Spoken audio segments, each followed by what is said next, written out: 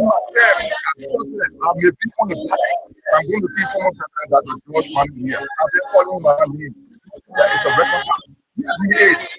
Like that, he was able to compete with that small piece in the former president that was anyway, I'll look for you. The protest of law. I'm not going to because of law. What I want to do, what I saw her, what I want. That's what I line. And quiet. Support the fire. But I do support the drama that I'm talking about. I say, you must give an example. Who are they just who are those people that you establish an independent body? Not just sex. You have to money to go to secret. The president has a yes. That's the secret. That's a very good. Stop talking about and today some of us on this because Fogo is an opposition. This is a citizen. Why you say about I'm looking for the we sit here in the world, yes, poor president. My face. I will rise into the nation. Like me, will rise. Nations will come to your rising. I prophesy. Kingdom will come to your life. Together, we the peace. What's in your net will build our nation. Ever, ever. Oh yes, it's good for unity we can build our nation.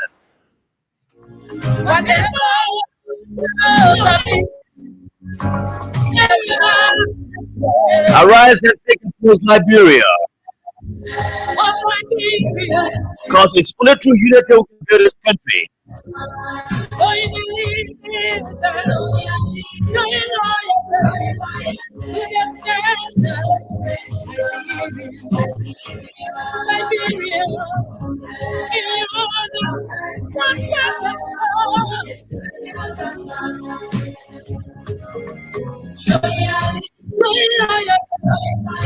And show loyalty and allegiance to Liberia.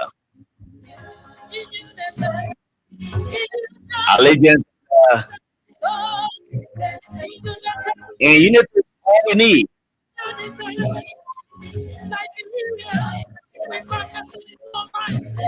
Welcome to the Thursday edition of the program.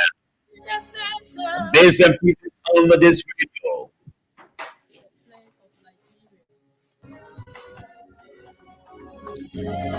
It is Bitz and Pieces on Voice of Liberia 151.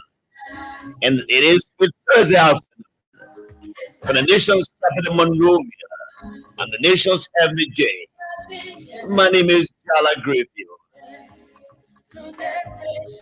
Remember Jala Grayfield chapter 1 verse 1. Let's talk and talk and talk and never shall we fight. Fighting shall never be our portion. Liberia is our common denominator. Common denominator, brother.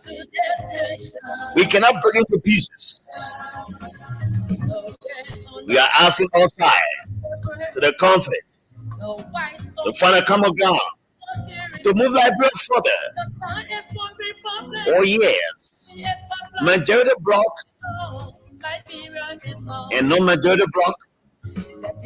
You need to come together and smoke peace pipe for the foul march of our country.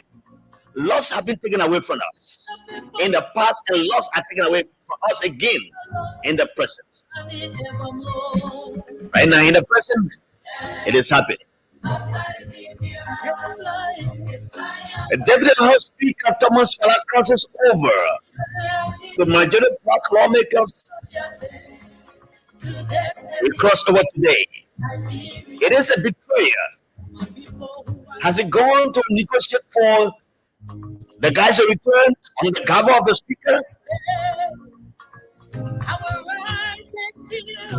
Where lies the faith of Honorable Councillor Fanati Kofa? Is the speaker disappointed in Thomas Fala? We shall be finding out. Or has his deputy gone forever? Has someone from gone forever? Or he has gone on a political conquest? Is he a political harbinger? Has he gone to bring back the guys? Let's watch and see how he plays. Many see him as a traitor, a betrayer. But is he on a political conquest? A political harbinger, the ones who go ahead to announce the arrival of the other person, or who goes to bring the other one, the other ones who are lost and bring them over.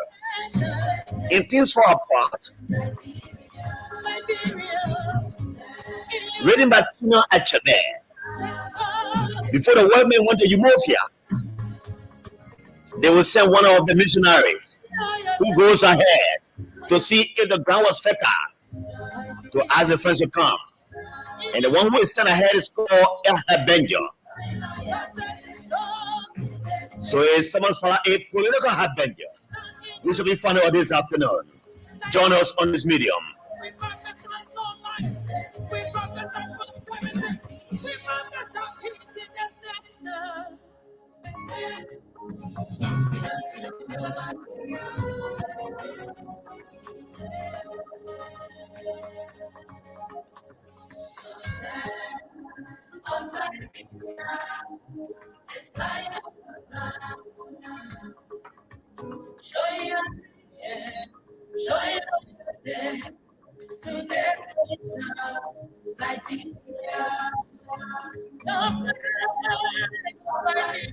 So what is the majority block intention about the letter written to them or the invitation sent to them by the court?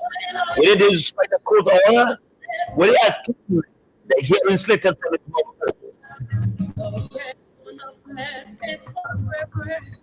What's going on with this?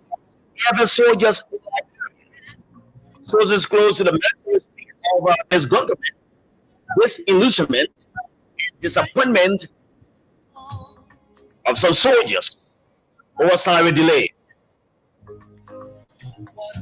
Sources have told us that they are disgruntled. That the salaries are not good. They are raising concern. Africa is also reporting that a leaked memo at the office is urging members to be patient and asking the unit heads to comment what's going on. And I know my uncle is in charge. The Honorable Brigadier General Davidson Fuller is in charge. And trust his ability to hold the men together. That one makes him the chief of staff of Liberia of the armed forces. Finance Minister Augustine Kapon, kudos to you. Finance Minister Augustine Kapon, after an IMF meeting in Washington, begged $210 million for Liberia. What a good news for our country. That is it's a loan for over a 4-month period. As a finance minister, Councillor Funati to ascend or to accept his apology. And the budget could not be submitted today, and they will submit a budget on the 8th of November next month. I don't know what's going on.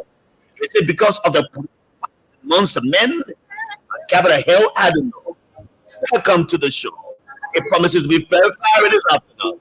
Once the nation's heavenly taste on your radio, it promises to be very good. Let me welcome some of the guys that joined us already on our live Facebook feed. A. Patrick Suarez, A. Patrick. A. Patrick Suarez said, we need to but yes, you are the treasurer on the birthday committee of the man called Jala Greenfield, who celebrates his birthday on Saturday, November 2, 2028. We're going to feel rather sorry for that. Zebby Berry is also part of that committee. A pleasure. The economy news-wise of the committee. So Padriano work together to raise the national fund to ensure the birthday is very, very realistic. A festive birthday celebration.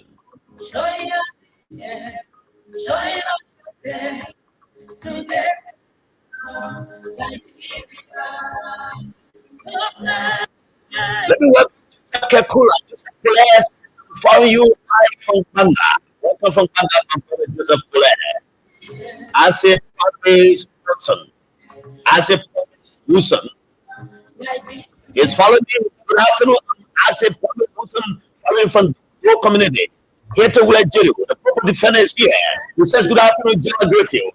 It's a pleasure to get glued to you through the bits and pieces. I'm following you live up in town.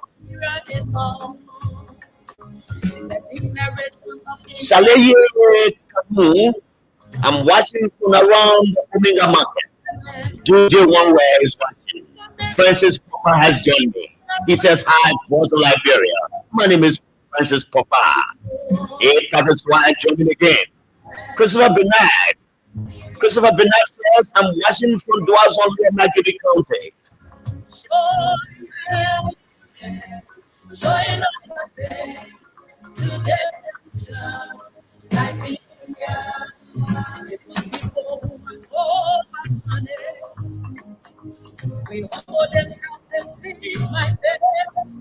Even people who call our name will humble themselves and seek my face and our God shall deliver their land. Let's look up to God. My Monica Funny, Margaret Monica Funny has joined me. She says she's watching from Patient area. Imane Ensoa is joining me. I know he's from Foya. That's my uncle who lives in Foya. And station manager of one of the radio stations there. Our guys that really the MP law. Prince Mob, I said, please work on the voice audio. The audio quality is bad. Yes, we had some internet challenge earlier, but it was just restored. So I guess we'll get better later. Good afternoon, Griffith. That's hit the red bill. I rare coming in.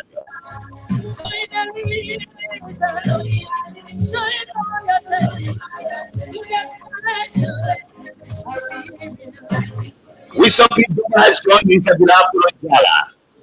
And for the GSA area. Prince Dion has joined me watching from Marshall City, Lower Maggie County. While Eugene my friend brother long time to see has joined me from somewhere on the capital bypass. We need to compare those after him, brother.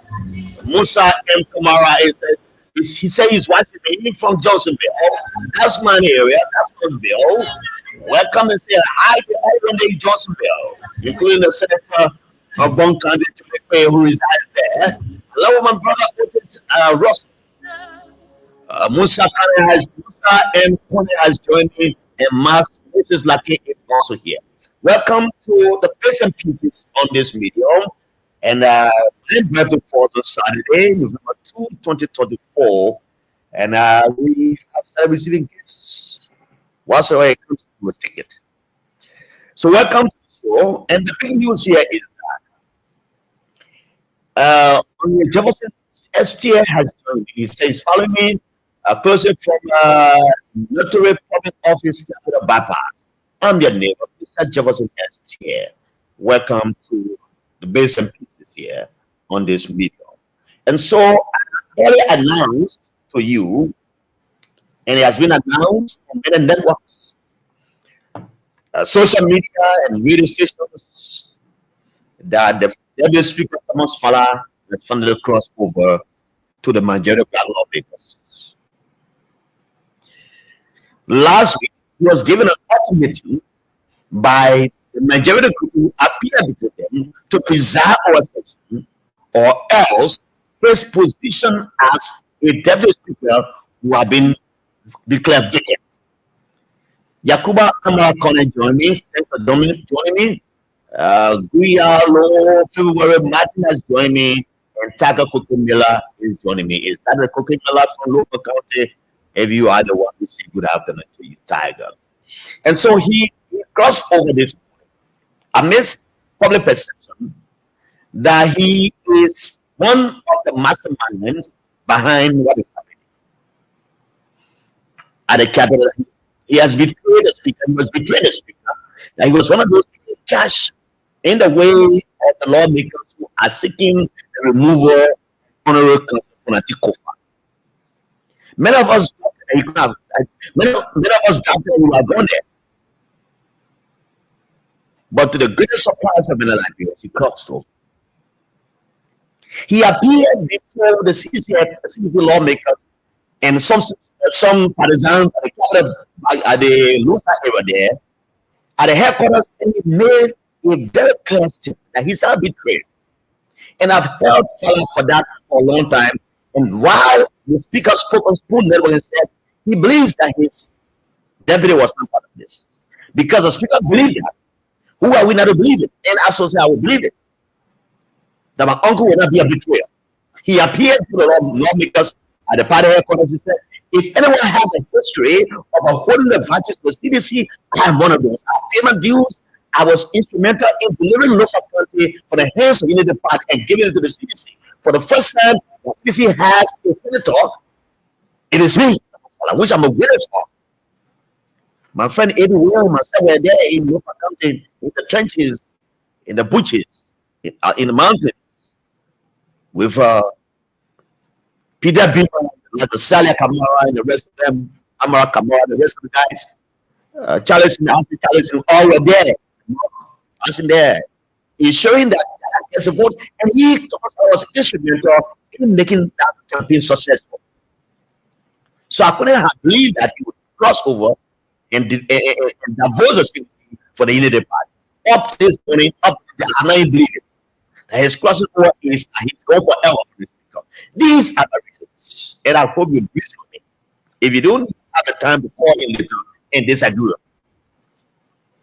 politics is interesting, and those who come to politics don't come with clean hands. I believe in my mind, because even the speaker spoke briefly in session today, even though there was no quorum, and the other side had a quorum, when he spoke briefly to me, he said his deputy was in his session. Apparently, he going to the other side to talk to the other guys. Up to that time, the speaker had not believed he has crossed over. So these are things that are happening right now. We may say has betrayed the speaker and has abandoned the constitution that gave rise to the rules of the house. I say believe, or want to believe that has gone as a political avenger. Now the guys want to say you don't come to declare yourself victim. But even though has crossed over to them, the number has gone for the 3 or for the 4. They don't say how the number to remove the speaker. He was out for the 9. The speaker still has 30%, I think for the 10% now, which gives him the legitimacy as a speaker. If the guys get the 49 number, they can do business. But Fala was cautious. He carefully picked his words. He said to the majority lawmakers, let's ensure that due process is given. They were about consolation. And anyone who listened to Fala at that point will be consoled by his words that he has not crossed off finally, but he has gone to negotiate. The House will bring the guys back because political negotiations for the Senate failed, and they have been caused by Liberians, including asking the Interreligious Council and the churches to intervene before this matter goes out of hand. So Fala was clear. He said, let due process prevail. When the due process prevails, then it is people false. Where will they see the due process? And that due process is sought before the speaker's gavel. Am I correct? Are you getting me? Where do they get the due process? They can't serve the due process to the speaker while they sit in different chambers. They can only serve the due process when they appear before the speaker and acquainted with what they have in their hands, and they have them more, they can remove it. But or else the speaker remains adamant and defiant. Some may say disobedient to them that he will not step down. So if it's a political defiant and disobedient, yes it is. Because he stands by the rule of law, he stands on the law side as a lawyer. So Fala has gone there. So he's calling the due process. Now, Fala, as I say, he's a political adventure. He has gone to bring his guys back. If he can bring them back, because if he had presented today or a session as a speaker, he will be saying everything. But he went there, they all had a conversation. He drove within the long convoy, left the capital, they went where they went, you know, to the hotel where they paid $200 according to Mr. The Nimakana representative Koga. He said they paid 200 per room. So they spent 10 days. So you calculate that money, it's about $86,000, almost $1 million. I can build some clinic for the people of Sanoye or the people in Ziwa that might give in for my people. So, Fala said, we need to gain the due process. So when he bring the guys back with his political connection, when he bring them back to the Capitol building, is on the speaker's voice, and they give the due process that Queen with what they ask, and they vote. Because if you come in a hall and you have the number, you have 49, right away the speaker will recuse himself and you be voted out if you're a former speaker. But when you have someone before you don't have the 49, you can have someone before you need the 49, you're not still, you can still remove him. The only thing you can do now as majority lawmakers is to convince few of the guys who are on the Kufa side to come over to you, which is difficult. We have getting information from Papi Flomo, who has been quoted by one news organ, and I listened to him the other day. He interviewed at the cabinet. He said he was allegedly offered $50,000 to cross over to the guys, but he said because of his commitment to Austria, the party is friendship in the camaraderie with the speaker, he will not do that. This morning, we hearing that the guys are not offering $100,000. Where is the money coming from in this time and age? When the families in this country, can I get 3 square meals per day? And I always say this. I saw a female, a young lady on the Puebla Road around the place called the former Moses area, where they had the Puebla clinic. I saw that woman getting in the morning, her children going to school. She's facing gari with red oil and chicken soup with onion to eat as breakfast. You see how bad it is in this country? Some Liberians cannot even afford. They only get a cup of rice, put red on it with small pepper, and they eat and go to bed. That's how bad the situation is. To be hearing of 50,000, 25,000, 30,000 people just remove a speaker, I think it's about time for us to rethink.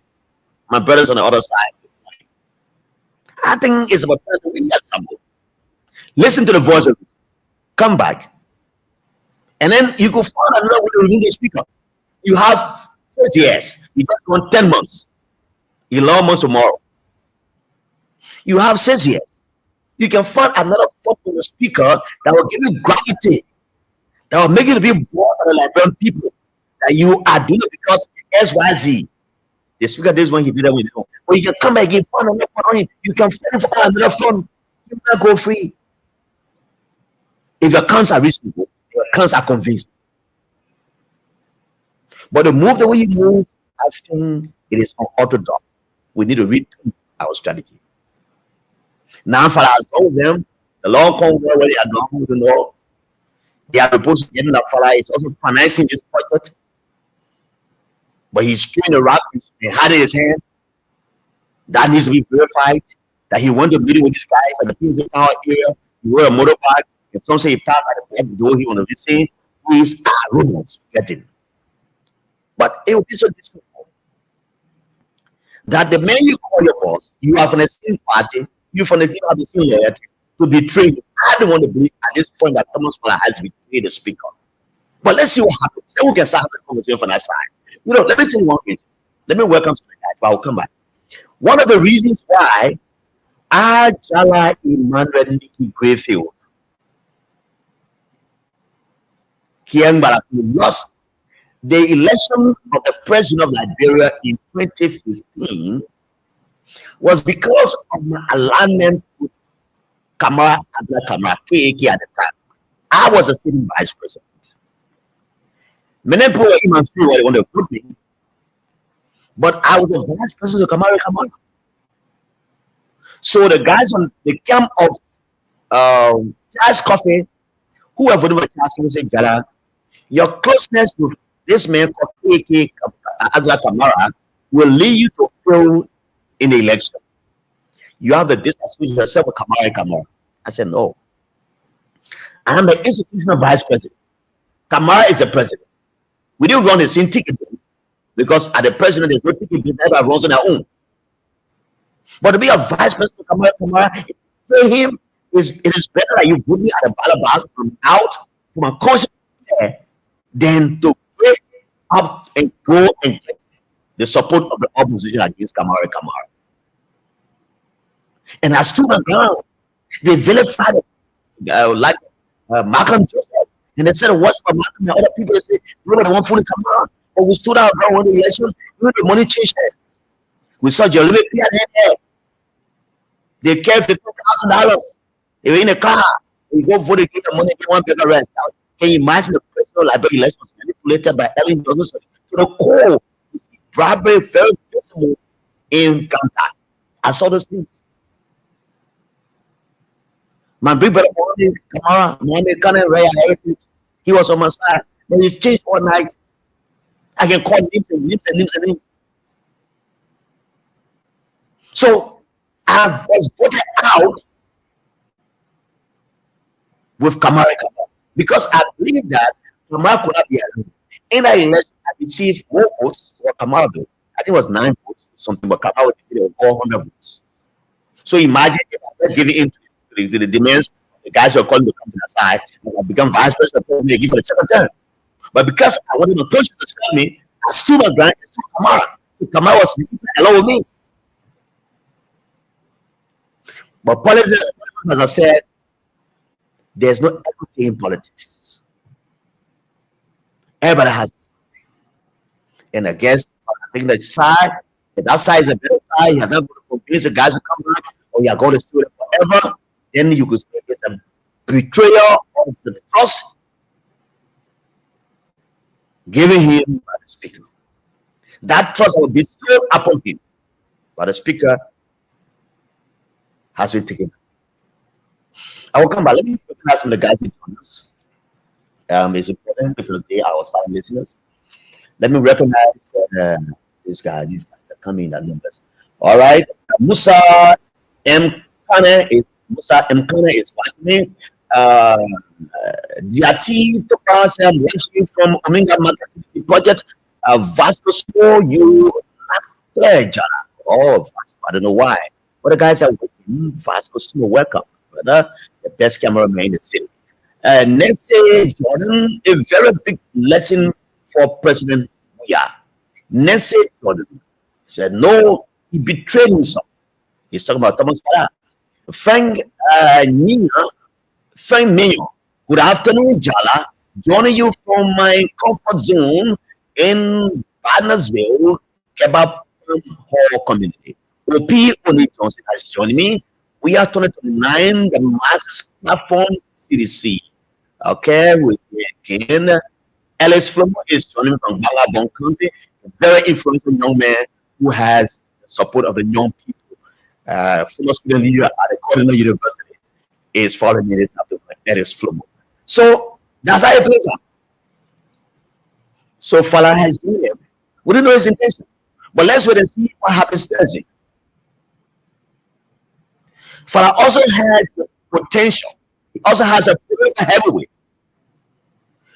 The way he has went to that camp, he can also penetrate that camp and bring numbers to the side of Fanadiko Fala. And we'll have a core to do business in the house. Then there will be no other alternative but for the other guys to join them. It is also possible. This is a win-win situation. A win-win situation. We weigh them on the scale at an equilibrium that anything can happen. So for now, you cannot see it as a betrayal until maybe from now to Tuesday, if Fala comes and sits in that chair and conducts session while his colleagues are there. Will they give him legitimacy? Yes, it gives us a heavyweight, but legitimacy still with the speaker because he still has a number. You cannot remove it. He stands on the side of the law. That is why the Minister of Finance has written the speaker asking that they cannot submit the budget today or submit the budget on the 8th of November. It means that the government recognizes Speaker Frederick Kofa as the legitimate speaker.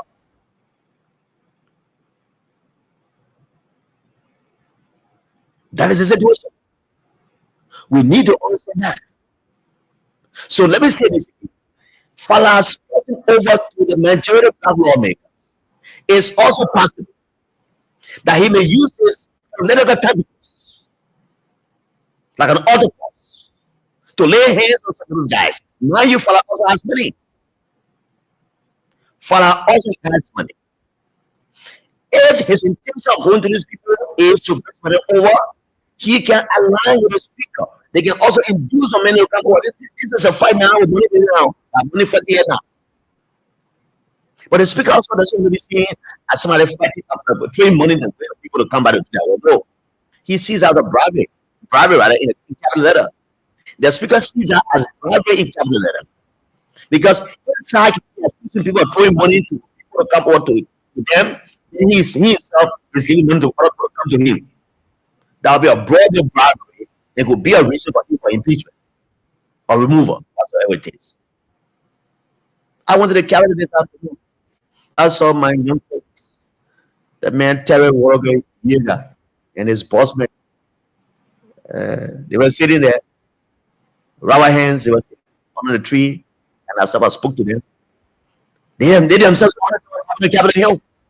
The spokesman and the spokesman of the house, rubber hands and Terry Walker Yeager, my young brothers, they were sitting there so confused, looking at the air for whence to come their help. So, where they have been moved, if they go on the other side, they lose the speaker confidence. If they on the speaker side, when they get away, they also lose the confidence of the young people. So, they just sit there, look in the air. Not easy. At 4 to 5 o'clock, the young man called Bandala Party will join me. We talk a lot of things on Capitol. At a Senate invitation of Mr. Wanton, he promised to be alive. This on Tuesday, he didn't come. I'm saying because he's a young intellectual. I love to sit with the voice as he talks. He makes a lot of sense. But next week, hopefully, I'll have Pastor Jackson here. And then I will have also Matthew Party on this platform to talk about some issues taking place in Liberia. There are a lot of things happening in Liberia. But let me go to this matter, right? I will take the time to phone and text it, Marvin Code to know where they are and where they stand right now. Stated by our man, Uncle Farah calls over where do they stay? They are currently and what's their position. I was at the capital by the time I took the parking vehicle while trying to come out so the speaker, he comfort moving out of the compound. I didn't see that long compound. Maybe his guys may have retreated and gone somewhere, and then they having some meeting that you're going to. Because all the political meetings at Capitol Hill, the place was less noisy before. Unlike before, rather, less noisy, less people there, the numbers were not many. So I will try to speak to Marvin Cole. If someone has Papi Frimo's number, please text it to me. I think I lost hold of that number. I need to talk to him on these matters as well. There are two things. I've been investigating something about the police. The other day I listened briefly to my brother, a fellow graduate from Rock International. It's a very common act in the police. We started in the same school, graduated from the same school. And he spoke to Clarence Jackson and twin brother, addressing some critical issues affecting the police. But one thing I didn't hear much, maybe I left the radio and came back, he might not address it, is the issue of the police officers from class 46. Those police guys have come to my residence and they have called me, they sent me text messages. The other day, one of them was so bad. Also, that this police officer sent me 60 minutes on my phone. I just on my phone, 60 minutes for the number. And here I've been each other, maybe messages, about 15 messages he sent, listing all of the things that happened to them. So, it's been 1 week ago, We'll be having that conversation. So I thought to expand the conversation to talk to other servicemen, paramilitary officers in the police. And I have 10 of them I was spoken with from the same class 46. That since they got trained in the weird government, since the new government came to power, they have not been paid. So I'm asking why. Were you taking pay during weird time?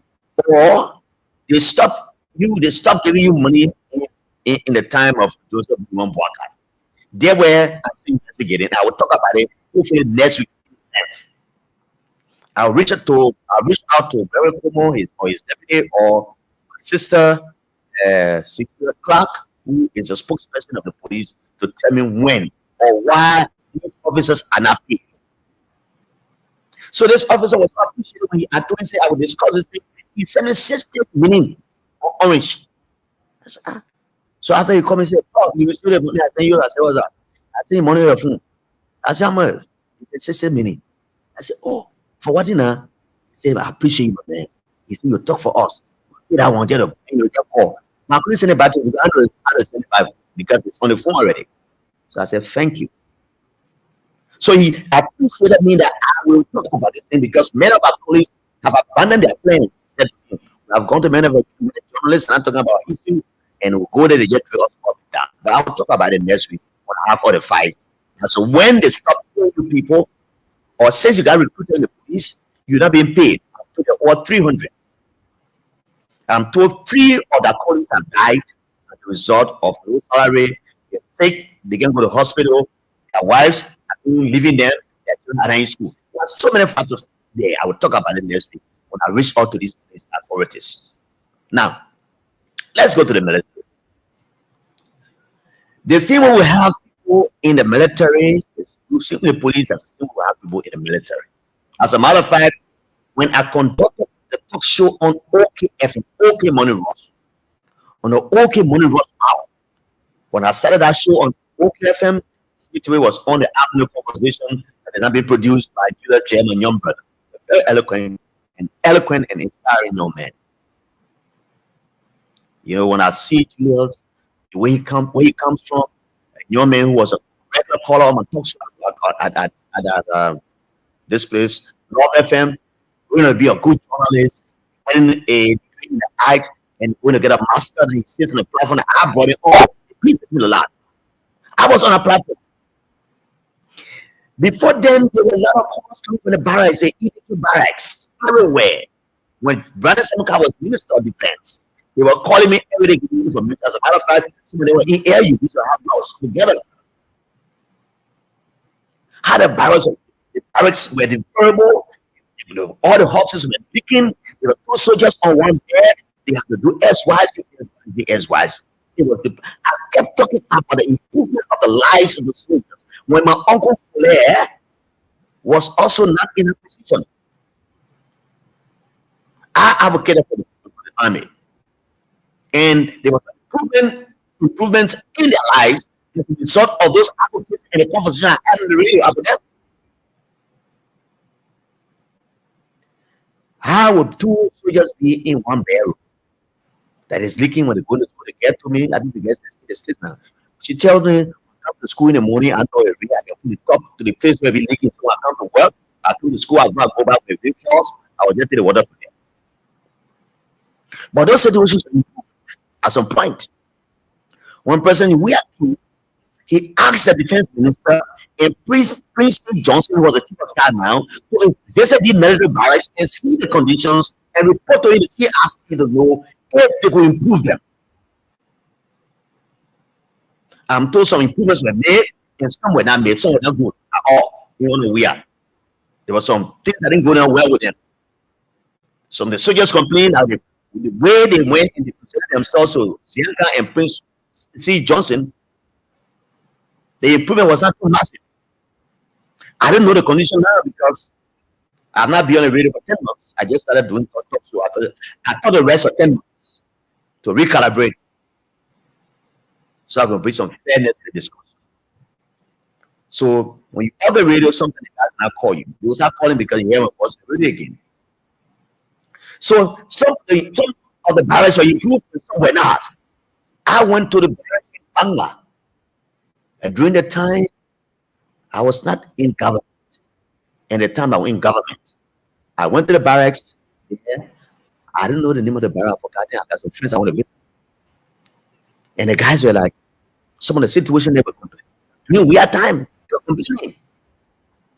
But later it got improved. So how far have we grown with improvement in the lives of the soldiers? I'm saying all of this to the point that the guys are reporting to us that their salaries are not coming in time. And mind you, I've tested my uncle for on this matter. I tried calling, I don't know if he's in the country. If he's here, get to him. For the last 2 days, I've been calling him. The phone has been bouncing, but sometimes people out of the country, you're not getting the phone. And I sent tests, it will bounce back. But luckily, I sent one test today, it went through, maybe he saw it. So the guys are saying the salaries have been delayed. They're not getting salary on time. And these are people in the barracks. They are there, they're not doing any other work. The police won't buy, they patrol small. There's a drag and get us something. Someone will drag me, but I was happening there. We are getting us money. We appreciate it. They're not stop us, they're not harassing us. But to appreciate it, stop and get us something. The policemen. But for the military, they are in the barracks. They don't move on the ask of the move. Until Fuller asks they move the move. And that's the work of the commanding general.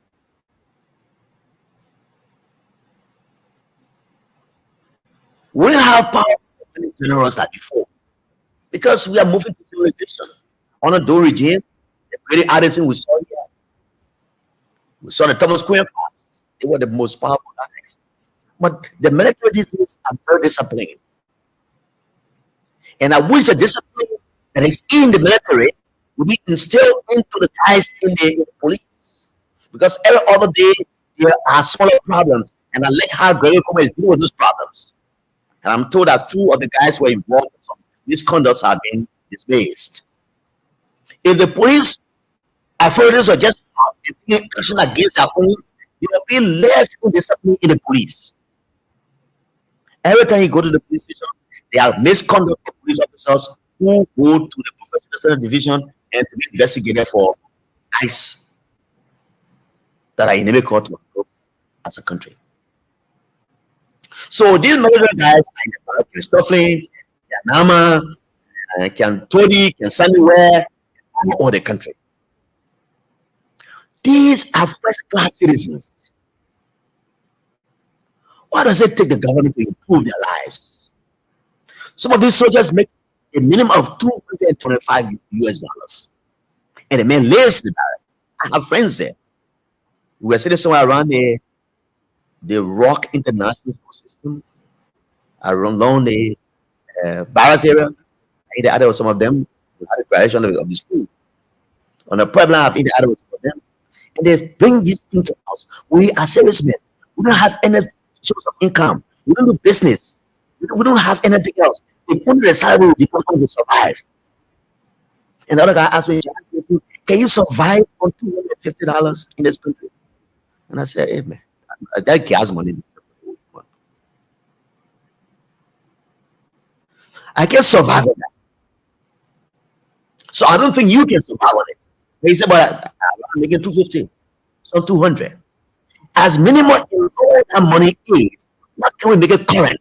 If civil service salaries have been delayed for 1 or 2 weeks, make sure the military have their salaries on time. And I hope the Minister of Finance will listen to this. Because an inter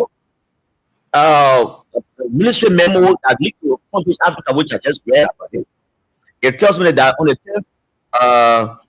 10th of this month, the defense chief of staff, Davison Fuller, a very experienced soldier who grew in the ranks and file of the military up to this time, becoming chief of staff. He has a beg the soldiers to not mutiny. Because if the soldiers are not satisfied, they can be mutiny in the barracks. And when there's a mutiny, it leads to so many things. In other countries, mutiny has led to an overthrow of government.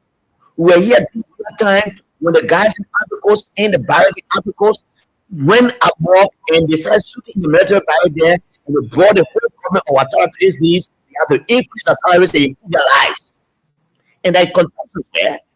You can be paying ministers in Africa, some of them, 15,000 US dollars in CFA, their currency, and you pay a soldier here in the Bible, 250 US dollars. That was a concern in the barracks in Africa. A letter of duty, and records have to come at the time, so records were coming to reconcile them, and they went back to the barracks. If you guys are just outside guns in your hand, you've got trouble. I'm not saying this in any way to decide anyone. I'm just saying it and discussing the truth as it is.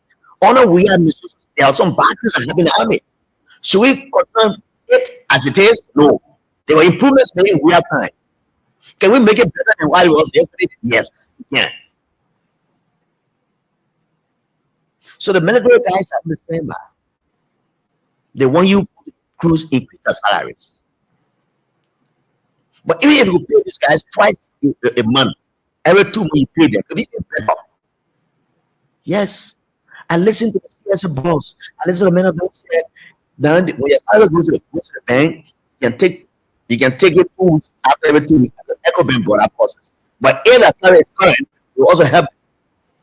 The money small can come on time. These are the concerns of these soldiers. Can we improve their situation?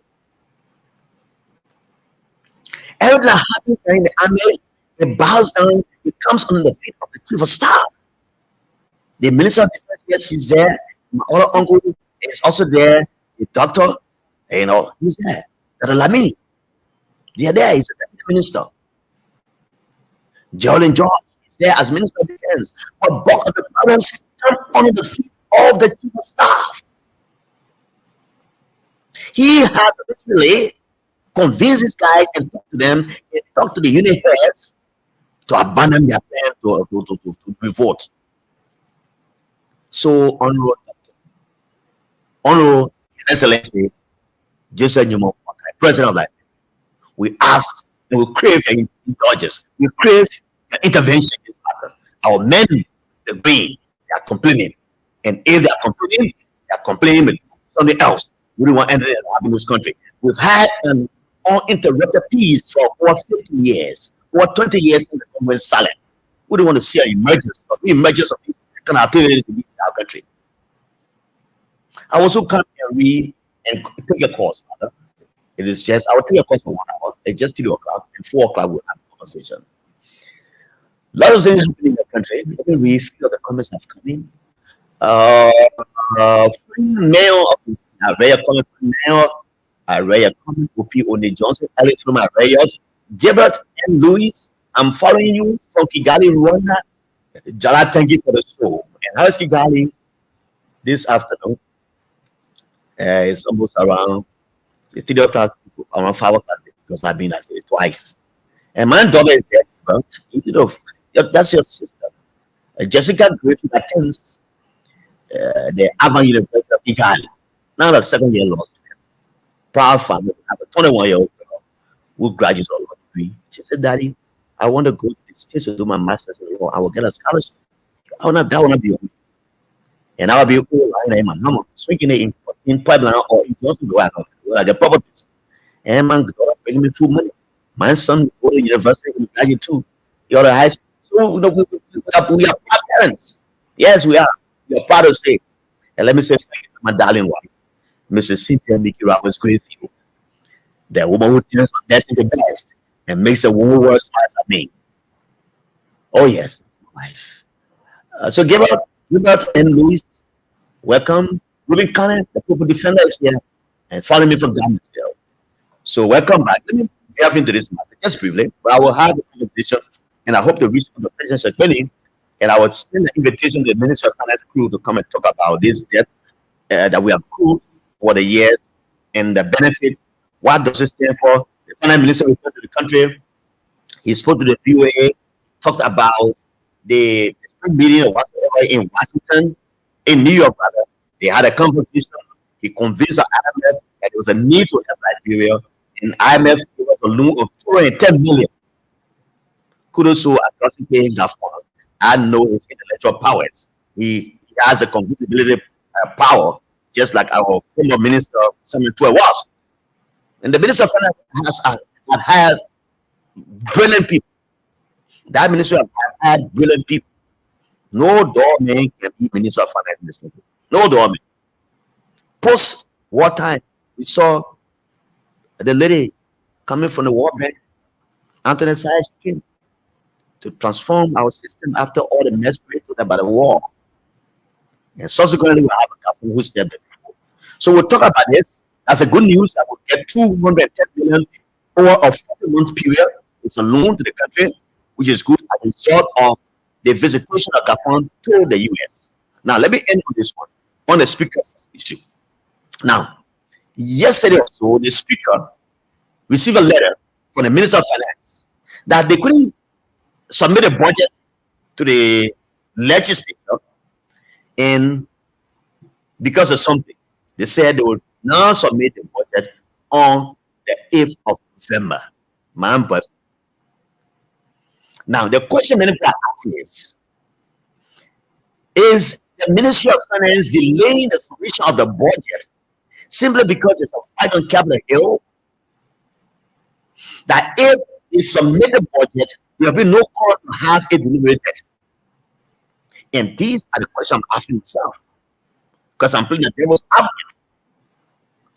Or do they see that, does the Minister of Finance or the government see that before the 9th, the mile statement at the legislature will come to an end? These are critical questions that come to the minds of any analytical person. Because of financial, you cannot submit a budget to the guys who are the majority lawmakers, because you don't have a speaker, you don't have a deputy speaker, they don't have anything. Welcome to Mr. Abraham Bar. Abraham Bar, my brother, welcome. How's your family? You're doing well, and that family is doing well under your watch. I know your power there. And so what happens is that the speaker says as a speaker, he says represents Liberia everywhere. He receives communication from everywhere. It is addressed to him as Speaker of the 55th Legislature. So it will be a mind game being played by the government. But what happens? The guys who are doing this thing and fighting the speaker, they are predominantly from the ruling party. So if you keep fighting the speaker and the speaker remains adamant that you don't resign, we keep fighting for this thing goes for 1 month or 2 months. What it does, it delays our budget period. It delays our budget passage, because they have to come and deliberate on the budget to see if they refuse to it, we reject some, they put some back. But if the speaker cannot get quorum to do business on Capitol Hill legislatively, it means our budget period will be delayed. And once it is delayed, you can take 2-3 months. What happens? The government press license on the people. And in other countries, you people wealth, not people wealth, but people in time, because that's a human rights issue. If you don't pay people in time, it becomes a human rights issue. And the people who have the power, they can come and take for you. The possibility of going to revolt against you, get in the street on any protest is possible. Do not rule that out. Do not rule that out. Because that's what they get. Not because of you, Lord, because of we elected who in the power and take the power back from them. They are the ones who are putting hostage. You get 4.5 million people. So the 3 members of the legislature come and who are hostage? You say no. So if you put the people hungry, you don't have food to eat. Now you can't put that 3 months. Do you know what happened here? When the people get in the street, you know what happened? The people have the power. They can call on the president to resign his position. They can call on the president to resign his position. You know what happened to us? Yeah. That was also adamant. When the rebels were pushed on Monrovia, they were enveloping Monrovia, Learn on the other side, Moody on the other side, the other man on the other side. They were enveloping Monrovia. He said he was fighting from street to street. What happened? Only one call on the made. That's what you have to do. If the West see that you cannot go in your country is ungovernable for years, not for years, but for weeks. Now, any protest, they can make a decision for you. When they put out what they want you. So we should create a situation where we reach out to this point of revolting against the government. Because if the budget is not presented in time, they can't have it because the budget is being spent already. They put in the speaker's budget. So if a person cannot submit a contract on time to the lawmakers to look into it and see what happened to it, you not get salary, and you not get salary, ever not get salary. Then even the very people are paying as to pay on the side, will not pay us. Will not pay us. So let's not reach that crisis proportion. Begin telling us in the I wish for the patient secretary, the director of press, I don't know what you say, occupies the position, but have a time to talk about this project issue and many more. And so let me leave it this way and take this break. I'll come and then I can take the pause. Let me welcome you the guys who joined me again. Okay, I think the guys who joined me are in Minnesota. I can read all the comments. Ruby Connor says, I'm calling you from my Ghana's residence. We are in a dark age today. As Deputy Speaker Thomas Fowler has betrayed the TC and the people of Liberia over individual interests. The law is the law, he says. Keto Peking. Good morning, good afternoon, boss of Liberia family. My name is Matthew. I'm Matthew Fowler Tembe, watching you live from Browville. For the MN. Good afternoon, Big Brother Jala. And a pleasant good afternoon to the hospital people of our Grand Bassa County. My name is Mohamed Kekwai. I'm watching you live from the research center in Power Town at the moment for intellectual exchange, Big Brother Jala. On the follow to the majority block to be a surprise. On the follow engineer the entire move against Speaker Fokofa and let me see stop fooling his partisans. She is fully aware of the speaker. Honorary Monarch I'm following you live from Group Bannersville community. Benai Farm community. Gilbert and Louis again. Good afternoon, I'm following you live from Kigali. Thank you for the show. At Satab M. Miller, the lady who competes with the men. Good afternoon, Mr. Griffith. I'm watching live from Red Hill. Good afternoon. Good afternoon. And this continues. Akosi Blaine will not take we are. Good afternoon, boys and Liberia family. I think it would be okay we sell this country because our lawmakers acting slowly. Abraham T.S. Shamsu, Jala, the sound is bad. We've been working on that. Maurice Robert Jr. Good afternoon, Big Brother Jala. I'm watching from Macho City, Lower Magribi County. Munyan Sharif. I'm watching you live from Bong County. Peter D. Mulba. I join your conversation from Mom Barkley. Judy Wanaware. This who was up, my brother, he says. Atikwe Jallo, Mr. Jalla, on the municipality is giving money to the lawmakers to remove the speaker too. I want to know who. The lady who's standing by the speaker and talking very tough and talking about constitutional crisis. If they don't resolve this matter, they're not giving money to people. I don't want to believe that. George Cooper Jr. George Cooper Jr. joining you from Bangas County. Alexander Boniface Emmanuel Hayes. Atu Jallo. Okay, I think he's responding to Atu's Jallo's comment. B. Abubakar Fufanda is also watching me. He says, the comment is too long. Please make your comments short. I can read them, but not too very long like this. Let me try. Big brother, broad daylight betrayal. Payment legislative respecting. Allah has betrayed and abandoned the CDC after amassing massive wealth at their expense. In legislative politics, this is a move you cannot underestimate by Fala. Just follow the trend of sequence that accumulated into Fala's overcross. Okay, Abubakar Fana, thanks for that. So let me say welcome to Mr. Lassana Kane. He said, move. Okay, let me open the phone lines now on 077 907 907 077 You can trust me. I will take the calls on the line I'm calling and 086 680 373 are the numbers. So welcome. Yeah, good afternoon. You are the release monitor. What's your name? Is that David King? Yeah, Jala, David King. I told you from your district. Okay. Yeah, Jala is on a But then I was told by this intelligence that last about 9 o'clock last evening, the house in Shopping Town. Okay. And they had a long meeting with last to 11 o'clock last evening.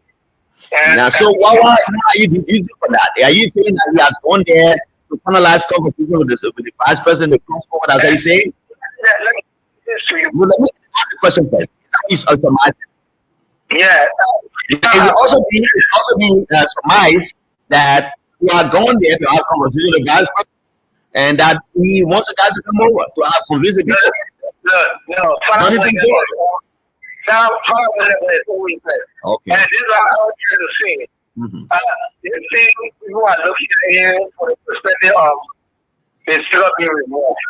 These guys put a plot together to remove, to impeach the president.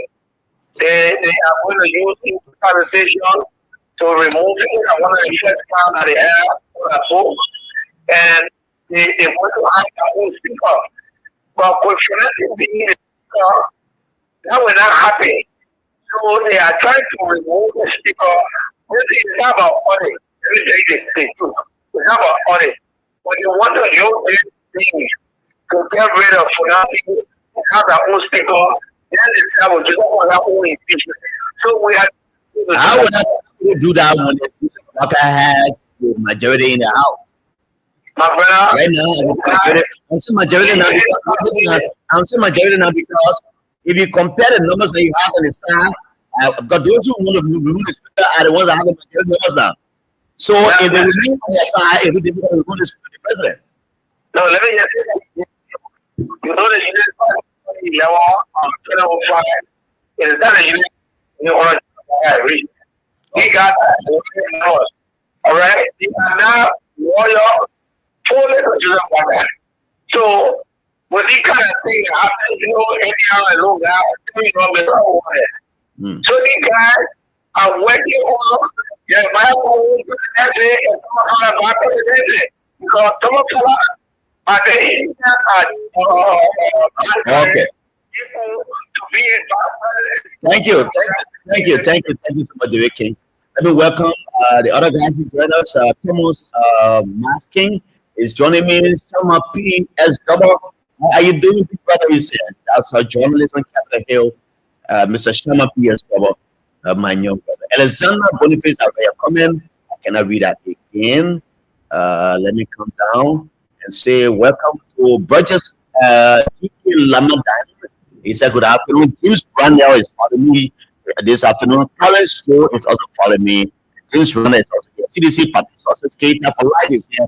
Abraham G. Friday has joined me. Aaron John is also following me. Let me take more call. I will come back. You know, let me this conversation here, right? Okay, I will come back in. I will tell you that. Go ahead. Hello, welcome. Hello? Hello? Hello, welcome. It's not a man. Hello, what here? All right, let's hear you now. Yeah, land low.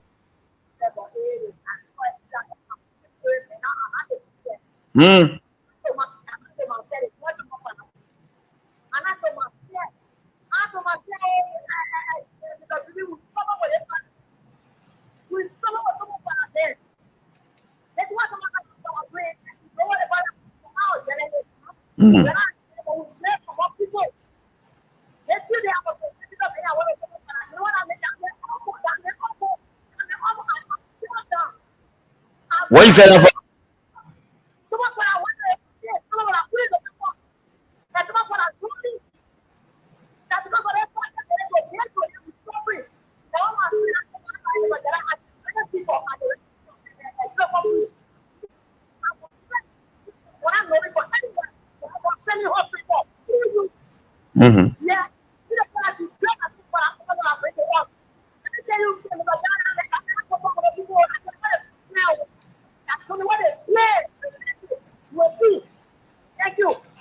All right, thank you so much.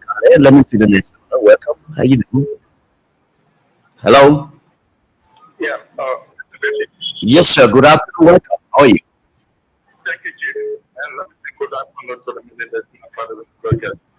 My name is Quay. Good afternoon. And All right, Quay. District 3. Mm-hmm.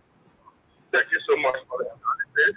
For me, so what I was saying to you when you're giving an analysis was especially when you gave a story this morning, the girls where you let me with the careers for the right path in the midst of the removal of the secret, where elected, falsely, institutions of money. I expected that for you too.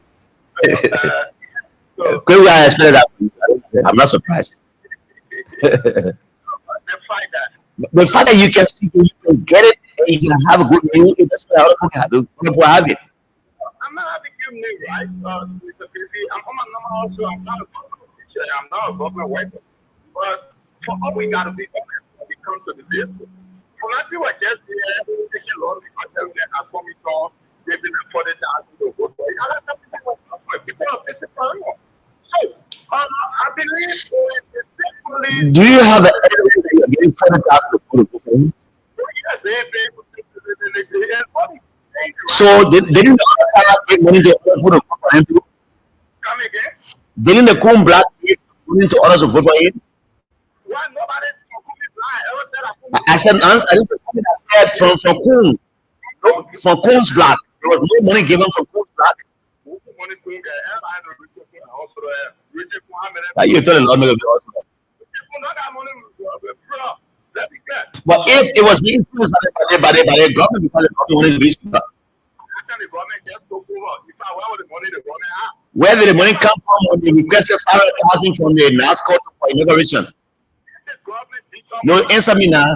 Where did the money come from? 500,000 was given to the Minister of State to buy vehicles for inauguration. Where did the money come from? Where did the money come from?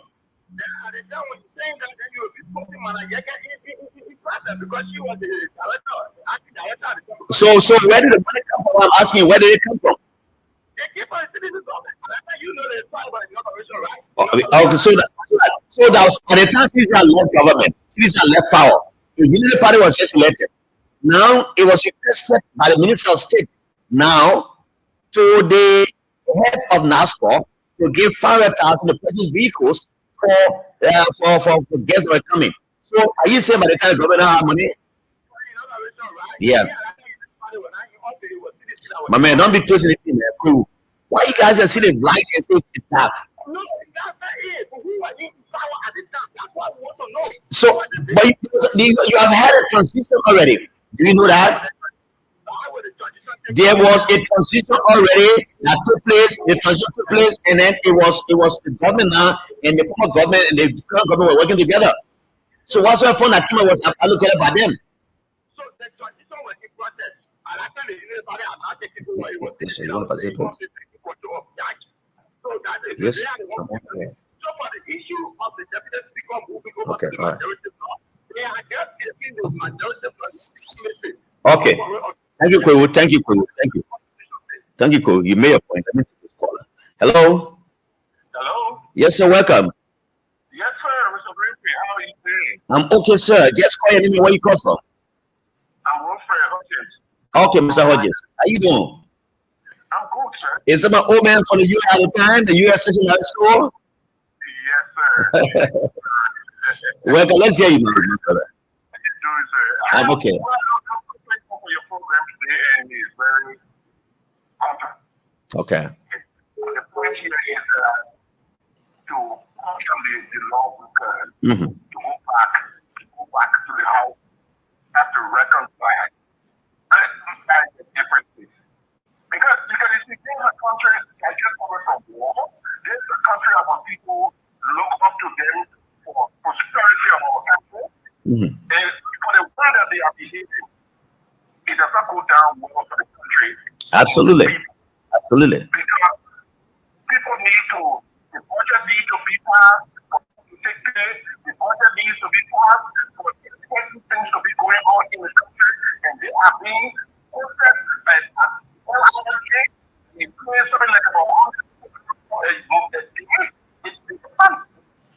so the black leader, Representative from Nima County. He said they spend 10 days there now, and they spend $200 per day. So just multiply the 200 by the 43 members who are there. It's around $86,000. Yes.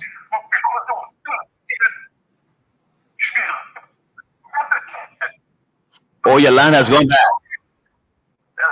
Your land has gone bad. Go ahead. Keep going ahead. Go ahead. We are joking here. Look at our now income compared to Ghana, compared to Ghana, compared to even Guinea. We are behind Israel. Why do we put our focus on the external land?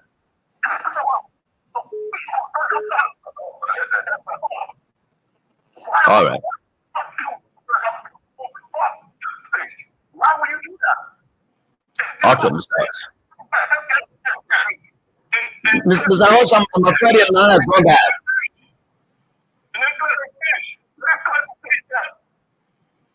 All right, Mr. House, thanks a lot.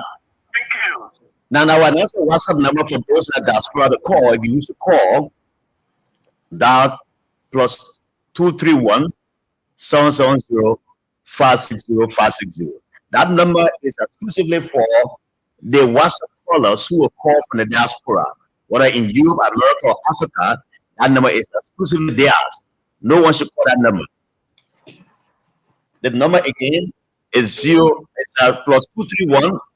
I hope my producer can come and pin that number to the Facebook feed that they will see it.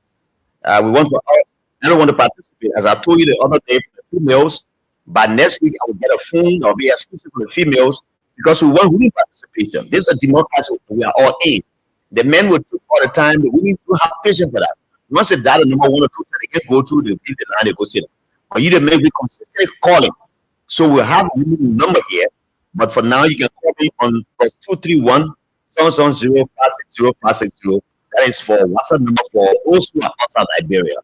Let me welcome Marcus Gina. He said, hello, Liberia family.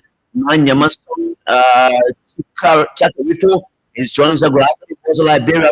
Chakarito Hernandez, watching from Tower, Boston, and Alexander Boniface Emmanuel Hayes has also joined. He says, okay, we talking to a friend. Asata and Miller, good afternoon. These people are the beautiful. No, don't see that. The people, I can see that on this radio. You can see that. So you can read it on your feet, but don't see that on this radio. Let me go back here to this caller. Hello, welcome. Hello. Good afternoon, sir. Welcome. Thank you. Mala, welcome. Mm-hmm. When it comes to that issue, for me, I will not say we know what we can do in terms of quality. And I would say, we go to the never get a for it. See what the government will return back to money provided to your hand. Okay. So, I will say, when I get them to the and say, some of our people back here, we gotta know. We know that part of it here. So the one was saying it's good to give a chance and see. Because it's possible that he go there and have been there politically sent there by the speaker to convince her as a woman. Anything is possible. Yes. You have to wait. Next week, we'll see what happens with God. Also, God said, but this is my friend. No one else is for it. Let's see what you do. What God is so okay. So they came up. So we should wait for TV. They will know again. So that we decided we'll get ready for the script. I'm going to say that in this country. We knew how Ghana. Okay. Thank you. What? Thank you, brother. Thank you. So let me answer Miller's text. Mr. Griffin are the ungrateful people that put this country in the mess. These rebels calling themselves lawmakers, but we deal with them one by one in this country for making the life of people suffer. That's Asata and Miller. Vast innocence says, I'm passing from Johnsonville School, Johnsonville South Store, Louis A. Calaco. Thanks for the song play before the program. I would love to kind of talk to you off the show. Louis A. Calaco. Yeah, so you can call me on the WhatsApp number after the show, 070-560-560. Call me after. Let me just check with this one, yeah. You know, many of us have been saying something, and people say, well, far gone, you want to be speaker because there's a clause. No, I want someone who is a legislative scholar to be here and tells me there will be an a clause if the majority black have their will and they have a number. Now, take for example in the case of Hans Bash. Hans Bash was a deputy speaker to Ellis Tyler. When a fight ensued to remove Tyler, where Cash was elected to them, he took the side of the guys who they called the majority black, regular lawmakers. He took that side, believing that if they remove his boss, he would pretend. So what happened? His speaker died. Right after they removed the mayor called Tyler, the guy said election, and Nuku was elected as speaker. That's how Nuku came as speaker. So if that doesn't come back, he stays for the guy's side. After all the coup, he still remains as the speaker unless they want to change the rule. That will make Fala the speaker and vote for deputy speaker. But what I know that they will vote for speaker, not deputy speaker, because the deputy speaker is still in his position. So then, what does Fala intend to get? Because he is a citizen lawmaker in the opposition.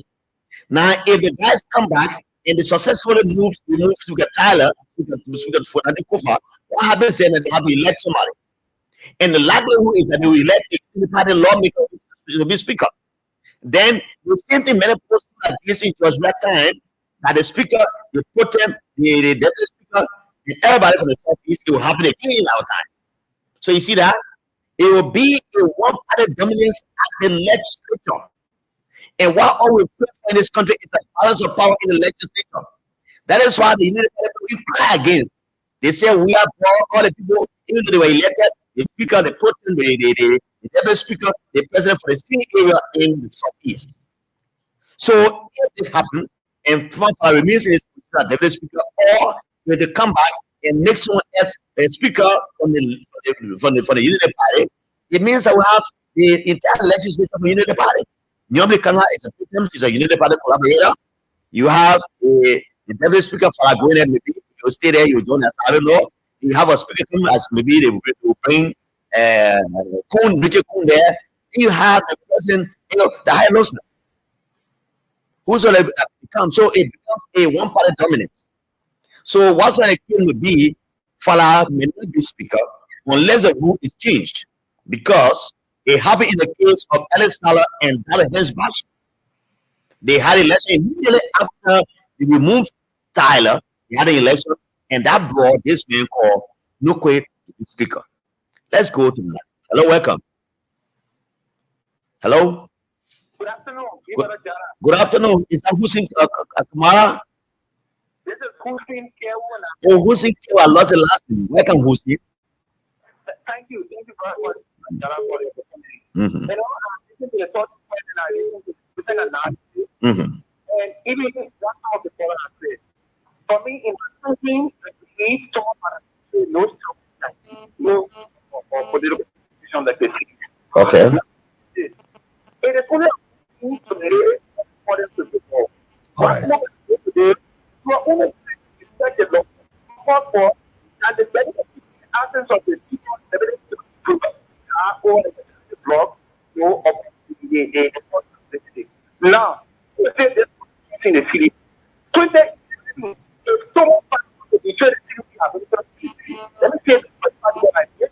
And also, the reform of this concern, the beginning in this demarcation, we went to this of five.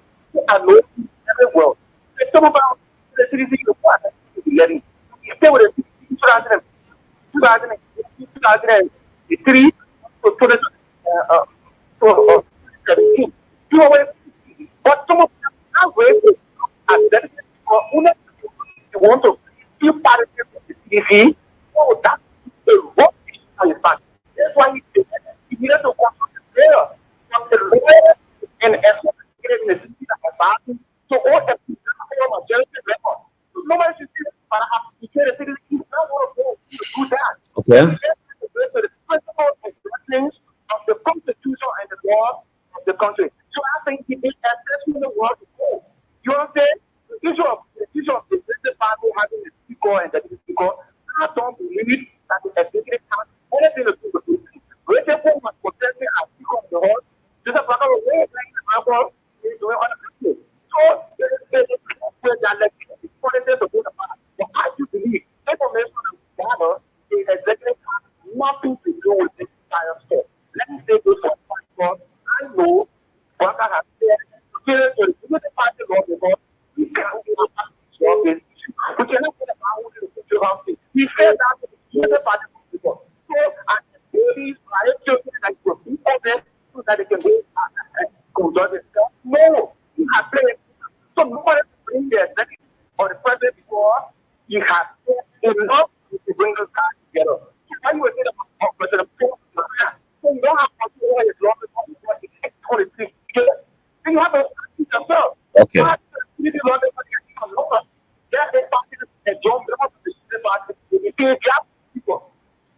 Okay, thank you. Thank you, Hussein. The next caller, welcome. My guest, Patrick, is already in the building. He'll be here for. Yes, go ahead.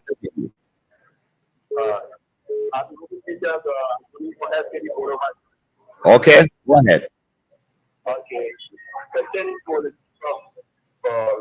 pertaining to also that is part of the institution. Where is the producer? Can you please come in, Mr. Uya? Hello. Go ahead. Okay. I said for the part of the institution to know better. You understand? So what we do today, the part of the voluntary of the institution, they don't know. So as we have to some of our to draw the majority. That Joey go to the majority? Yes. Why you see that? Okay. Because you were there when Joey got to one. You were there when Joey got to one. Were you there when Joey got to one? I said you were there. Now how you think? I'm not there for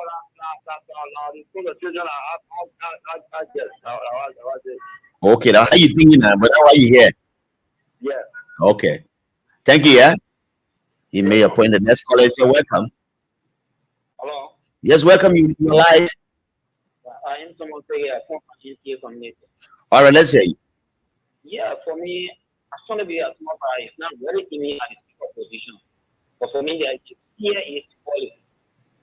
Those I don't want to be only because they know what it is to pass it with. I want to see it. But he's not ready to give focusing on a particular position.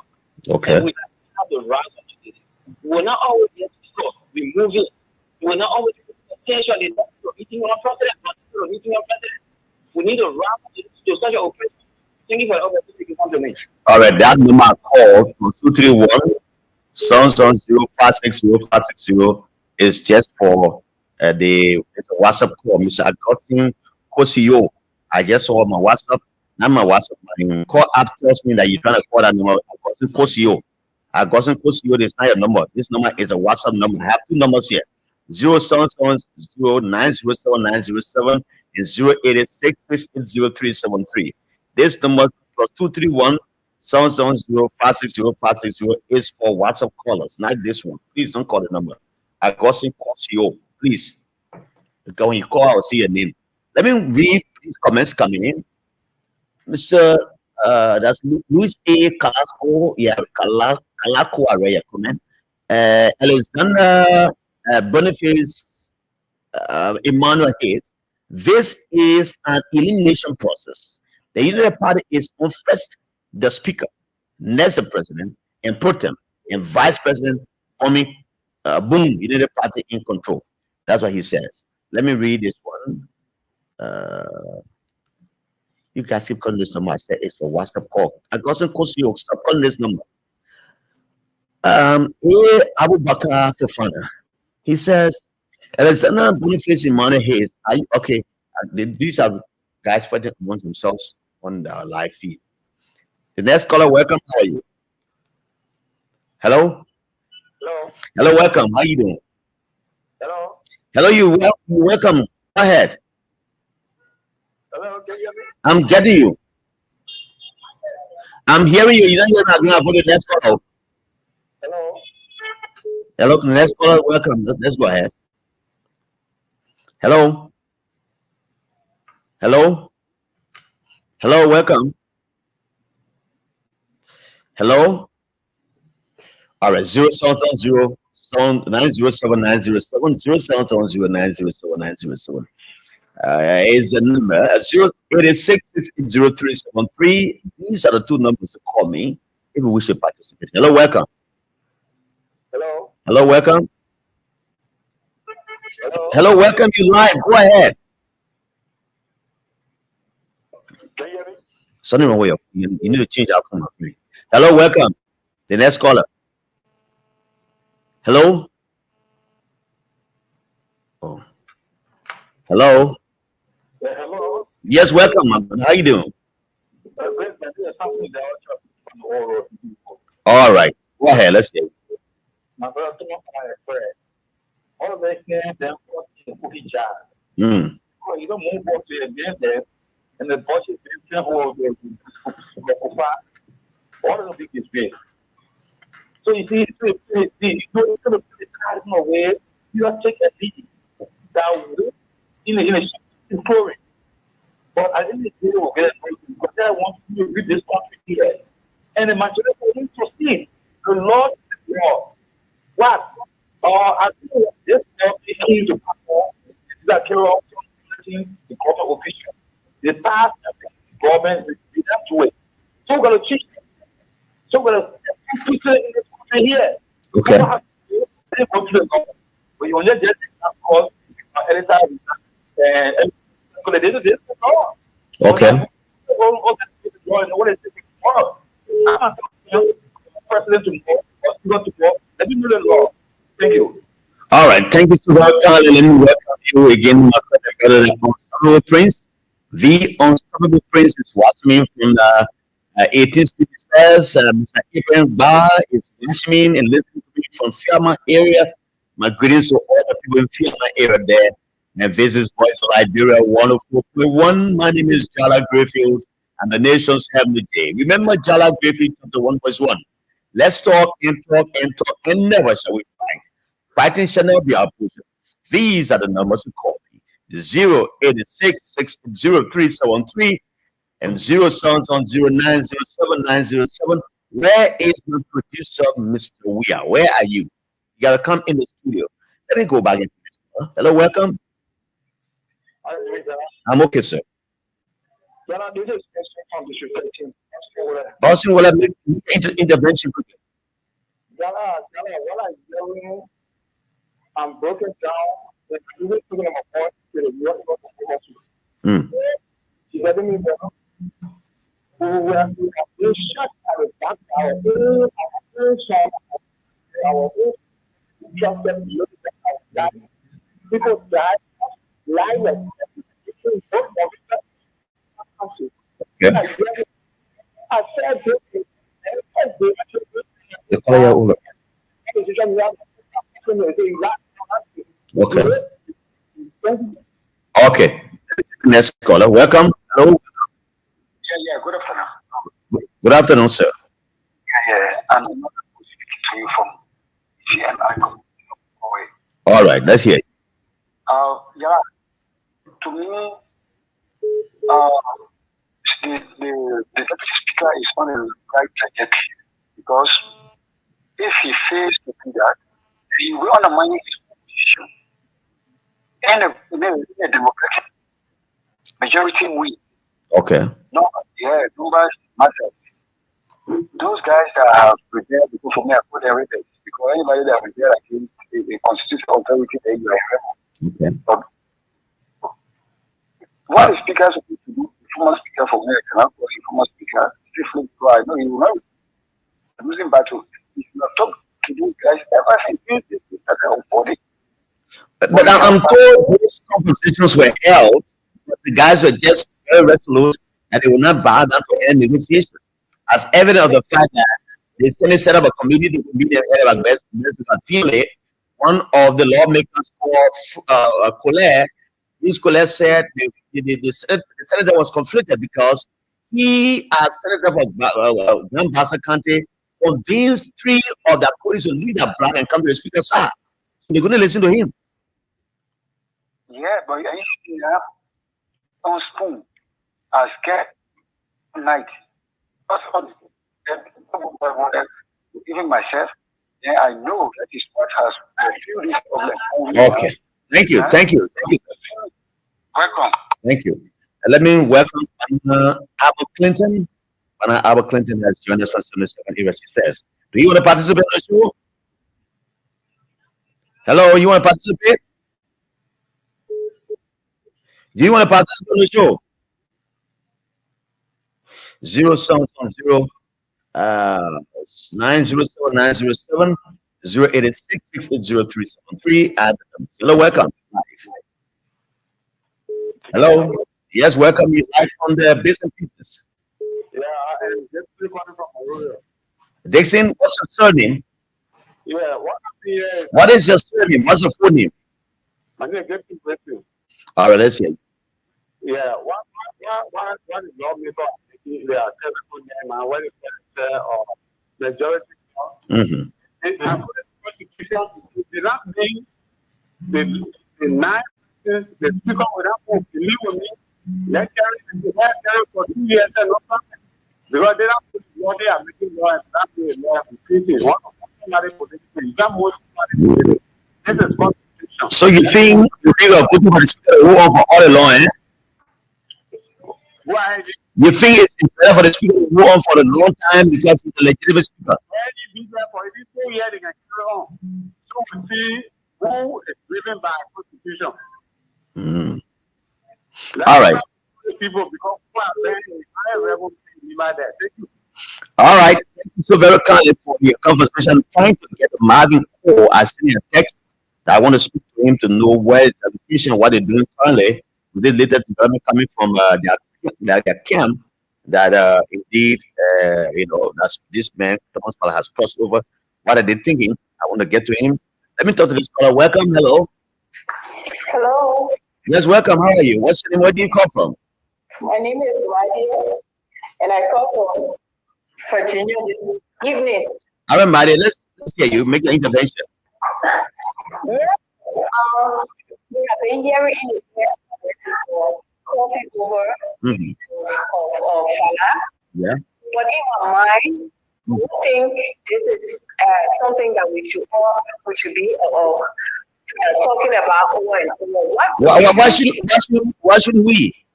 Well, because that's his choice. He's a human. No one is going to die for him. No one is going to die for him. So that's his choice. But then that's what I said in politics, there's no equity. Oh, that's of course. But you see, it also reminds me of the story about Caesar. That during the fight among the literature, you remember that literature? Yeah. Yes, Caesar. Our literature teacher, he get on the stage story, you can feel that there is nothing in friendship. Yeah. No one to trust. There are no public. That is it. But now, my only thought is that we walk away from it because our country is at a standstill. We walk away from it. We say honorable, only to be respected, but to have passion for country, to have the law and feelings for your people, because there's so many people that are struggling now. The poor people, we are not struggling. Okay. So what would be the opinion on this matter? The speaker should step down, or the guys should come back from the gavel of the speaker and give due process? The speaker should not step down because according to the Constitution, it has to be something that is approved by the Constitution, and he is on the right side of it. If he does that, then he will be defeating himself because he's standing behind that asking him to say you need to have majority. Okay. It's that. All right. All right. Thanks so much. Thank you, Maria. Thanks again for that. And then I will take one more call. I will try to get to Marvin Cole. Hello, welcome. Hello? Yes, welcome, you live. I'm calling for the Okay. Yeah. What I did? You want to buy, Okay. Yes, go ahead. Oh, that I didn't believe. Yeah. Oh, okay. Are you understanding? Yeah, that was Okay, thank you. Welcome. The next one. Welcome. Good afternoon, Mr. Jala. Good afternoon, sir. Where do you come from? What is your name? This is Marwa Basana joining you from Ghana. Wow. How you doing? Okay, let's get. I don't know the station you on that today. Oh, it's Voice of Liberia. 1. Yes, I was just doing it and let's say I was lucky to get you on. Yeah, make this place a lunchtime program, yeah? Make it a lunchtime program every 2 to 5. Okay, and then I will make it continue to be following. Okay. Okay, the issue for the speaker today joining the majority for me, if I'm my acting, before when it comes to the legislative committee, you have something called a majority game. Okay. Majority always have their way. So, Honorable Speaker, a few days ago, I think wrote plan telling them like part of the speak where he wanted to consult with his lawyer and I think he went to then they advised him because people were released against the speaker refused to go today. His position was currently vacant. Okay. And he just doing not want to lose his position. So okay, that's one. And he also says something today that we need to take into consideration. He said there's room for negotiation and they must they can work with each other of the people. So thank you, Basana. Thanks so much, Basana. Thanks for the time. Thanks so very kindly for that. This is a text coming from a young brother who lives in Tigisu Factory. He says, "Hi, Uncle. I'm Elijah Tuere of Tigisu Factory. I will not read the other part of it because it's theming is it's not like an insult to these lawmakers. Our lawmakers themselves or these legislators are the cause of our suffering for us in this country. Moreover, this is a strong caveat to the labor minister, not a joke with the workers of Setif Brother, Setif Federal Fabric collective bargaining agreement, which is about to start tomorrow. Okay, now what concerns him? He doesn't want to talk in the politics of the day that much. So let me go back and take some calls. Why I'm trying to get to the man called Marvin Cole. Hello, welcome. Good afternoon to you. Is that Maurice? No, this is Mohammed. Mohammed Khan, I've not heard his voice for a very long time. Yeah, you know, for a very long time since he left the LBA. Yeah. I think I just for you to do that, but you're very I think you're busy. Yeah, go ahead. Let's hear you. Okay, it's a pleasure talking to you. Okay. Well, I think this month, I think it's happening on the comfort zone 16. Okay. Are you saying Biafra? Okay. And maybe I will to appear on the show. Then where you appearing on the platform. Okay, go ahead. You know, see the president people coming to join the majority bloc today. I think Okay, Mohammed, let me wait there and talk to Representative Marvin Cole, who has joined us on this number. Go ahead, he dropped the line. Go ahead. You see me people coming to join your police because I think last week it depends on one level. He declared that your army okay? They feel to appear today, okay, to join them. Definitely activities to create activities. And for me, I'm not saying it to be bad, the bad for him to appear because they can say that there is a people and you're going to want a lawyer for him to appear for him to do it. Maybe he consulted the lawyer has responded about to do that. Exactly so. Because if you have a consult a lawyer to be, I think you have to appear people to do. So I think the lawyer creating one or two advances to determine what they want to do. So I think it was enough that you see into it for him to join the policy today, at least for them to carry on to the business. Okay. All right, thank you. Marvin Kosa will coming back. He just sent me a text coming back. Hello, Marvin. I will be expecting your call. Very soon, Vanilla Patrick has ended our studio. Will be our guest. Okay, so 0700 907 907 would be the number to call. It's the number to call right now. And the next one is 086 373. You can call these numbers 086 373 or 0700 907 907. These are the numbers to call me right now. Be with your call on the show. Thank you. Thank you for joining us. Welcome. What's your name? Hello. Hello, welcome. How are you doing? Yeah. All right, Joseph. Let's hear you. Yeah, for some of us are going to so it's just like what in the beginning of the more is beyond the reward because but due to politics he make it more is betrayal of betrayal we knew that support the small us now some of our peers because some of us don't want to be that's the reason taking that thing because we don't want to be all together taking that thing.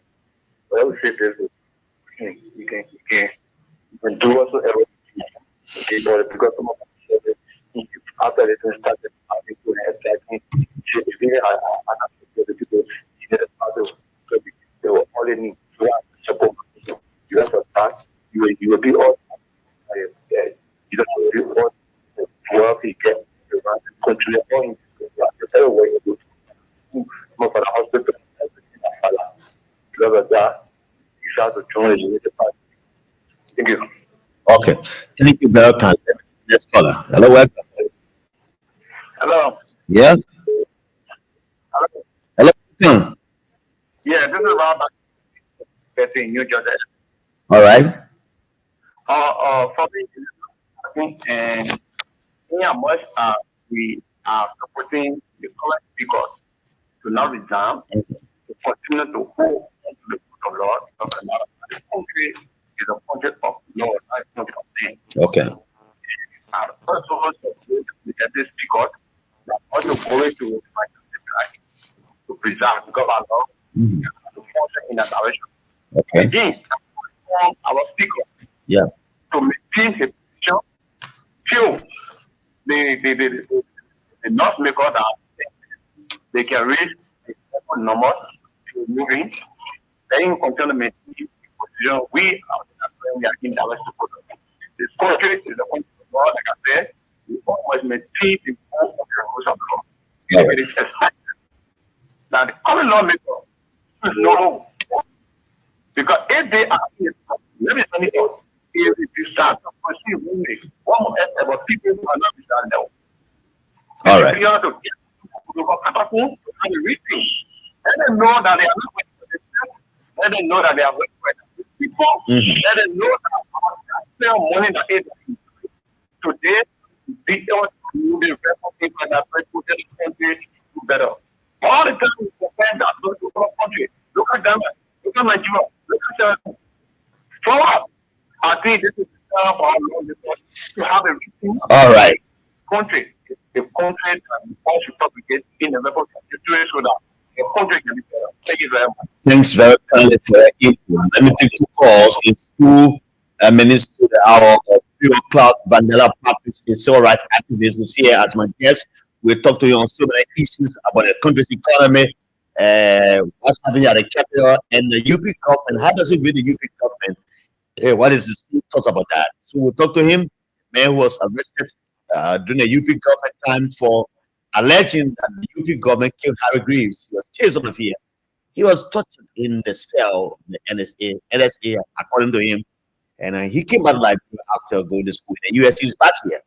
He ran to be a senator in my County, but he was defeated. And so he will be my guest very shortly. And so let me take this song. I will take one or 2 calls and I'll put it a day on this call segment. Hello, welcome. Hello, welcome. Yes, welcome. Go ahead. Hello, welcome. Go ahead. Oh, hello, welcome. You're the last caller. You are the last caller. How you doing? I'm okay. Okay, this is Mr. Lee. I'm calling you from history. Okay. The all those people, you know, the voters, for them, some of them, people talking about the fair or the Mm-hmm. if you vote, I don't reach the fair. If you vote at the level, you are still going to be people for the fair. We say no. The people in majority, and the Liberian people also in majority. Nobody is in the country. Okay. The people is better, give the power to then nobody with power. Okay. The people who give you power. So when people give you power, say you leave power and it's not a right way you live, eh? If you were the head of the community, you're the chairman of the community, right? You got people who elected you. Hey, listen to me now. Let me give you an analogy. Hey, man, listen to me. All right, you don't want to have a conversation. Hello, welcome. Hello. I will take one final call. I prepare myself for the next discussion. Hello, welcome. Hello. Good afternoon, sir. Welcome. Yes, good afternoon. Go ahead. Yeah, I think But your line is good. You gotta speak louder. yeah, I have no opinion. Okay, go ahead. Just send an opinion. Go ahead. Oh, I think he got it. So sorry for that. Okay, all right. Let me take this now. Let me take this song.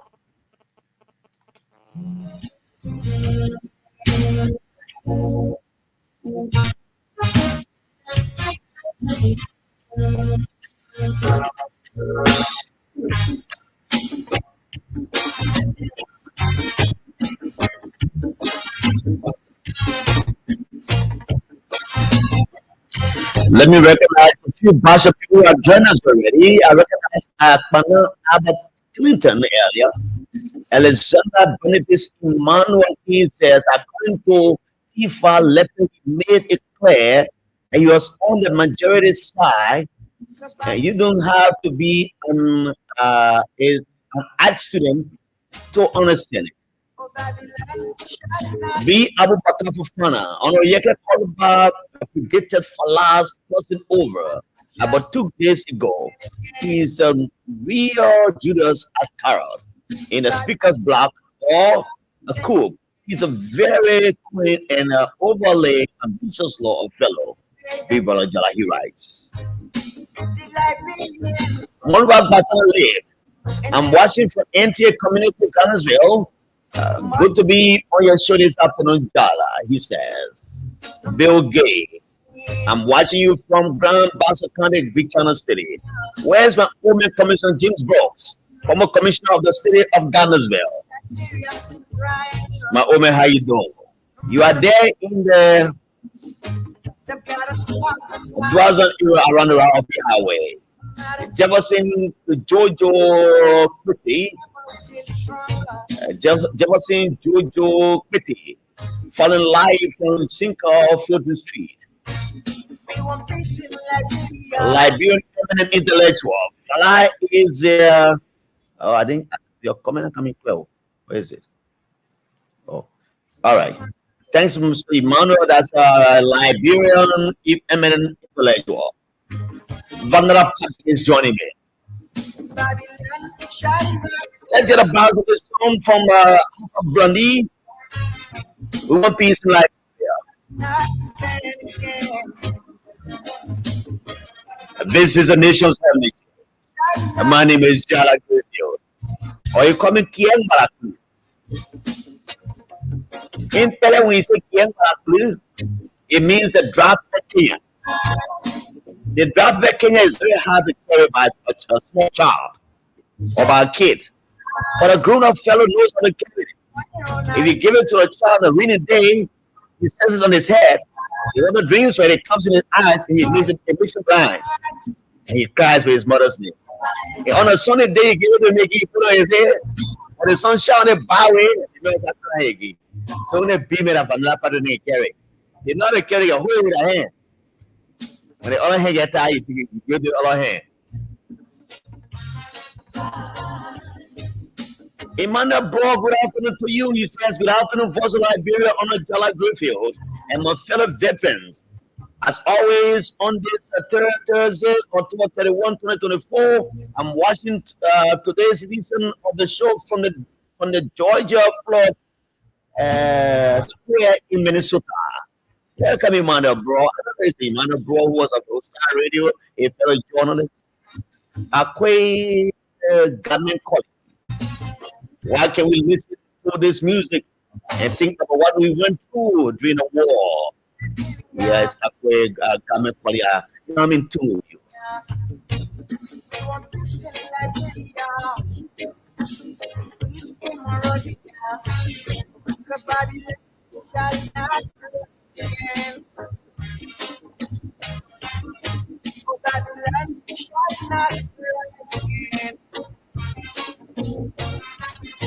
Oh, Babylon shall not stand again. Babylon shall not stand again. Cause every day they're talking about the life we live in war. And every over challenge, marching of blood, oh Lord. No matter what it means, like the days crying up. No matter what it moves, like the days crying up. No matter who's right, they gotta stop fighting. No matter what's wrong, they never stop.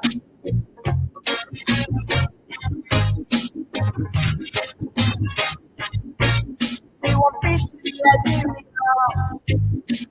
peace in Liberia. They want peace in Liberia, peace in Liberia. And Babylon will not again. Babylon will not again. Oh, Babylon will not again. Babylon shall not stand again. Calling on Christ to save my life. We're calling on Christ to save my life. We're calling on Allah to save my life. We're calling on God. Save my life.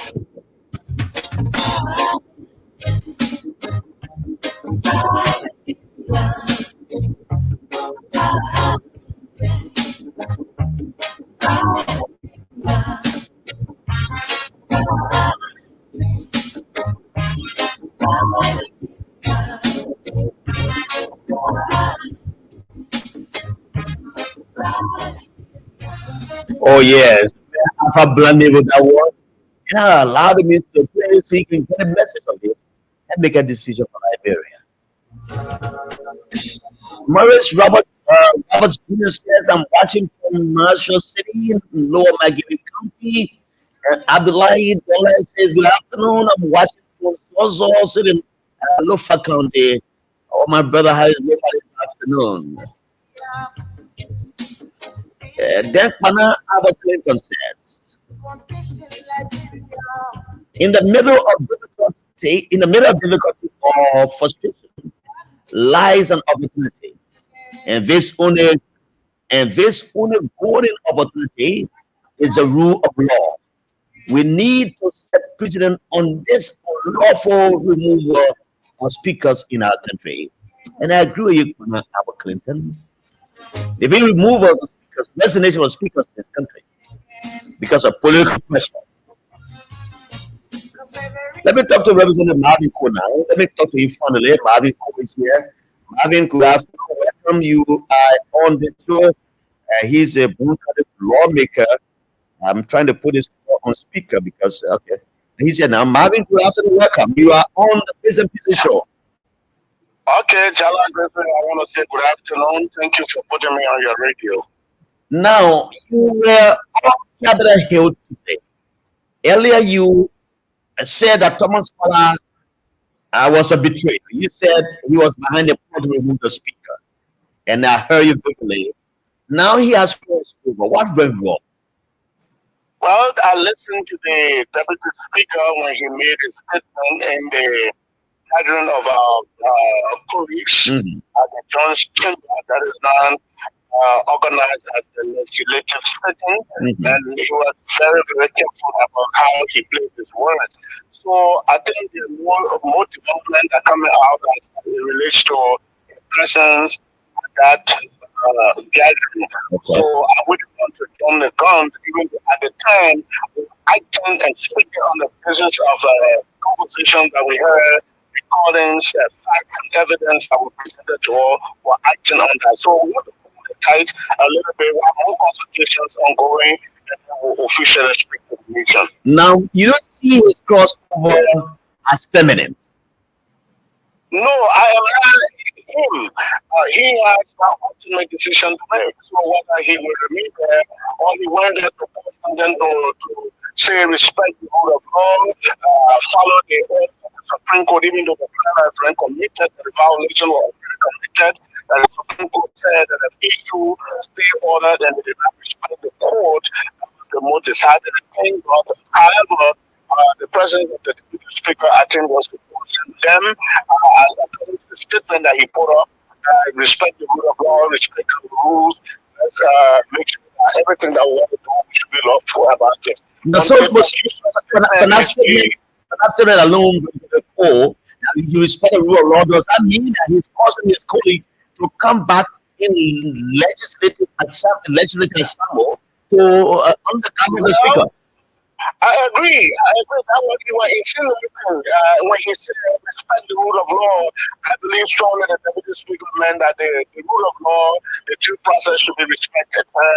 We cannot just hijack democracy the way police did what they want they did. But he was very diplomatic in trying to coin his words and then to speak to their consciences to be able to win them. I think that was political salvation message he was preaching, so that he would get those guys to accept that and believe that yes, the only way out of this thing is to go and follow the rule and give the speaker due process. The due process, even though he did not distance himself from the process to say, oh, this is wrong, the speaker should not be removed. I think that was not his place to say to them. And he also said that yes, there are valid concerns from our colleagues. Those concerns we respect them for it, but I think the speaker should be given due process. I think let me ask you a double barrel question. Now, what does this going to his police mean for you? Now he's going to the other side. If he doesn't come back, what does it speak to the blood of the speaker? Aside from that, has the speaker spoken to him since he left this morning? I think I don't know. I have not had contact with the speaker, whether he has spoken to the deputy speaker, or if the deputy, I think you need to contact the deputy speaker whether when he was going to this gathering of our colleagues, he did inform the speaker. But I can tell you the once the deputy speaker doesn't return, the 49 signatures, 49 members of the House of Representatives stand with Timothy Kofa as the speaker. So we are holding our ground, and we're not going to let go. The rule of law must be respected. Our rules must be followed because there are more things to do. I mean, at stake than just a removal of the speaker. The rule of law, the president that was the constitution of that part. Not because yesterday when you were graduating from the school, you were more barefooted and made that it was right. You are going in a civil house where you should do the same thing. What am I saying? Because speakers of content were also for power on the basis of hijacking the president due process. And so this democracy will be hijacked. It will never ever be hijacked. And I can tell you that Kofa is not something to his mind. There seems to be a law. How long do we have going to be in this kind of long process? It will be as long as our police refuse to come to section and exercise the democratic process. We need to respect. Let me tell you something is very cardinal to this. I wish at any time we are going to be fighting ministers and other people to tell them that they are doing is wrong. They should respect the rule of law, it's the rights of our citizens and violate them. What do we say to those people? What do we say? Do we take members of the executive NMO? No, I think our colleagues should reconsider the ultimate decision is on them to come back so we stick together and let them exercise the rights that they have under the Constitution of the Republic of Liberia and our rules. Now, do you say have contact with your colleagues? I mean, those who honor your gavel, the speaker's gavel, the 30%, do you still have your contact list? And what do they say to the speaker? Those people are convicted. Those people are political believers. They believe in the rule of law. I've always said on the radio, we are not standing to a fanatical form. We're standing on the side of the law. And once it is about the law, will continue to uphold because Article 11 is clear. All of us to protect and defend the Constitution of the Republic of Liberia. And that is the oath that we are trying to protect. Defend. So at no point in time we're going to back off from that. Thank you, Representative. Thank you very much. He is Bonka, a lawmaker, Marvin Cole, speaking to us on bits and pieces and resounding and tuning the speaker's message that he will not step down. And these are the cabinet of the speaker. And the people say, out in their room, that when a catfish comes in the water and they say, I get a mustang, but believe it. No. But Uncle, welcome. Jala is good to be here. Can you check his mic? Speak. Let me check. Let me just let me check that. There's a little error coming. All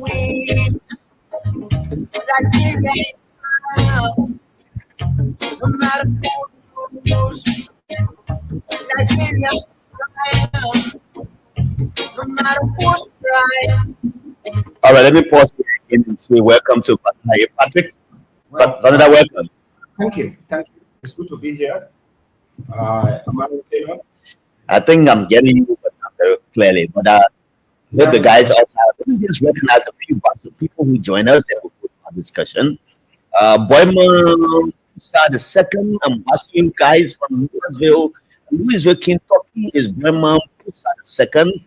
T. Sonica is saying good afternoon, First Liberia family. I'm watching from Banga City, Bon County, Boyman the second. And all of you there in the States, you got to relate to the birthday man too. It's in America. William W. the Liberian Civil Rights Movement official spokesperson is following. William W. Liberian eminent intellectual. Even during the adjournment, he mentioned due process and the rule of law. People but need to think outside of the box. Paul Jala, Tita is playing a very big game, he says. Bob Zar said, watching from somewhere around the group, I'm very proud of all the lawmakers who are on the side of the speaker. And of VP, my dear brother, I'm super proud of you. Knowing you from Unification Town, Abel, Firestone area, Harrisburg. History will remember you. He's talking to Vandana Patrick. Abraham said, good afternoon, Charles. I'm joining you from Caratown. And so we possibly will bring you our conversation. So, yes, so let me welcome Vandana Patrick. Vandana Patrick is a civil rights movement official. As actually now because I know the history of Vandana Patrick. He's been in the student movement for a long time. I've been a journalist for over 22 years, and that's what I've done. Everything I've owned for is from journalism. And then so I was privileged to be in government on a way for some years as director for our general. So I've been working as a journalist. Even in the field, I was a government official, but as a journalist. So I followed Vandana Patrick so very clearly. From his days at Connington and so many other events. He was chased on this country. I know the history very well. There was a situation here where the former LPRC managing director, Harry Creams, body was found on the beach.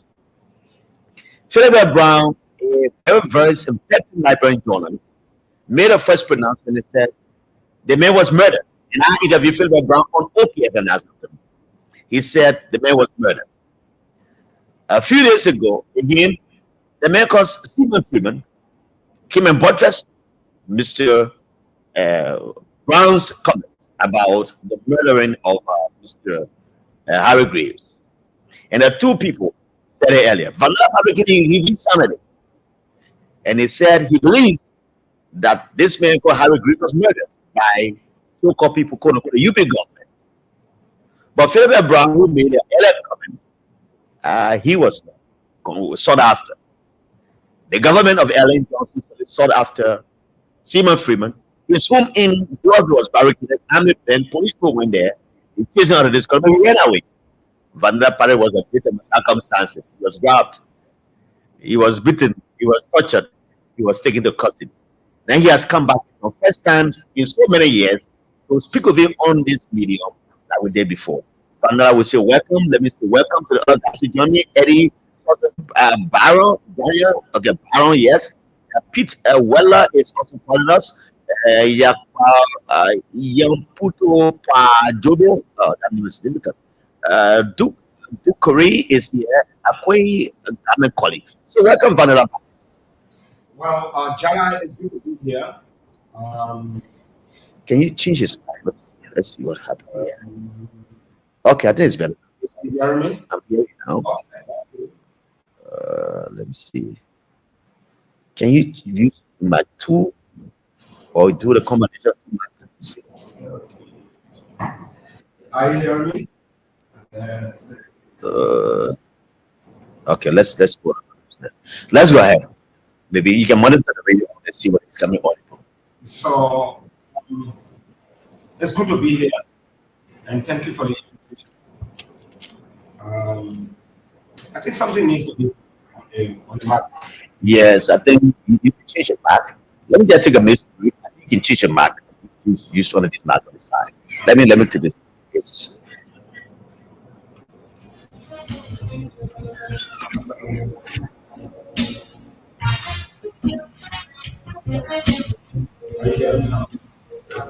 Let me see how I'm getting you. Let's say something. Hello? Oh, not yet. Hello, Vanilla. Hearing you clear. Okay, I think we can find it. Okay. You should just monitor outside and see if it is audible. Now, Vanilla, welcome. It's been a long while we've not talked. The last time we talked, I think it was about 4 or 5 years ago. Of course. How long were you out of the country? I am close to 3 years. Okay. I was in an hour, but I was trying to empower myself at the same time remain engaged in other this country, and It's better. but I followed the government back home, and congratulations for serving our country very well at the Liberia broadcasting system. Unfortunately, you never reached out to me to say, "Oh, Uncle, you know I was that following the core activity. you know you came back to the country. yeah, you Had did some airtime on the state radio when you were indisposed. I don't know why you don't go to the car or best friend. They are, you know, you go, Who labor leg? Who labor Buddha? you go to the state road media, or anytime that they start to look at all the. I'm just kidding, man. I had a time to follow you. Yeah, you know, you was you good, and to see you here again, is very good. You know, I always tell people what you were developed to perform. You should not be shy away. You know, you are a mechanic. No matter what you try, as long as your car gives a problem, develop the courage, take up the fight, and do your job. So, journalism in this country must be respected, must be accorded, and people should not just see journalism as a place for publicity. You know, like most people, you know, want to be known or popular. No, but I think it comes with its own risks. And most of you in the media, I share your pains, and I understand the challenges go through. And to see Voice of Liberia, beautiful studio, very beautiful studio. I think you guys are doing a great job, and thanks to the CEO, Sharif, and you and the rest of the people. It's always good to be here. During the campaign, I was here. But today I'm here in a different capacity. Elections are over, and we have a new president now, His Excellency Joseph Duma Bawaka, who happens to be your brother. It's my grandfather anyway. I say that. Yeah, it's my grandfather. And well, of course, and you are following us online. I want to say thank you, and it's good to have discussions that are essential for the protection of our democracy, defending the fundamental principles and provisions within our constitution. So thank you. It's good to be here today. I didn't have the time to critique you when the UP government left power, and you were on the other side critiquing them on the internet, on social media. Where did this government leave us before Georgia came in? 17. Before that time, that was the second time of Ellen Johnson. Absolutely. We critique the government. There's a difference between criticism and hatred. And I was very careful with that, because when we criticize, we advance recommendations. The civil society actors, political actors at the time, and there was a systemic corruption, and to the extent that the president then, Our Excellency Ellen Johnson, confessed that corruption was a spirit, because we could not see those that were involved in the act. We saw the abuse of human rights, the disappearance of people, like in the case of Marco Allison, and Harry Greaves. And, a lot of things happened, and police brutality was in the rampage. They did not respect the rule of law, and there was no accountability. And we realized that it was going to be difficult in 2017 to win the election.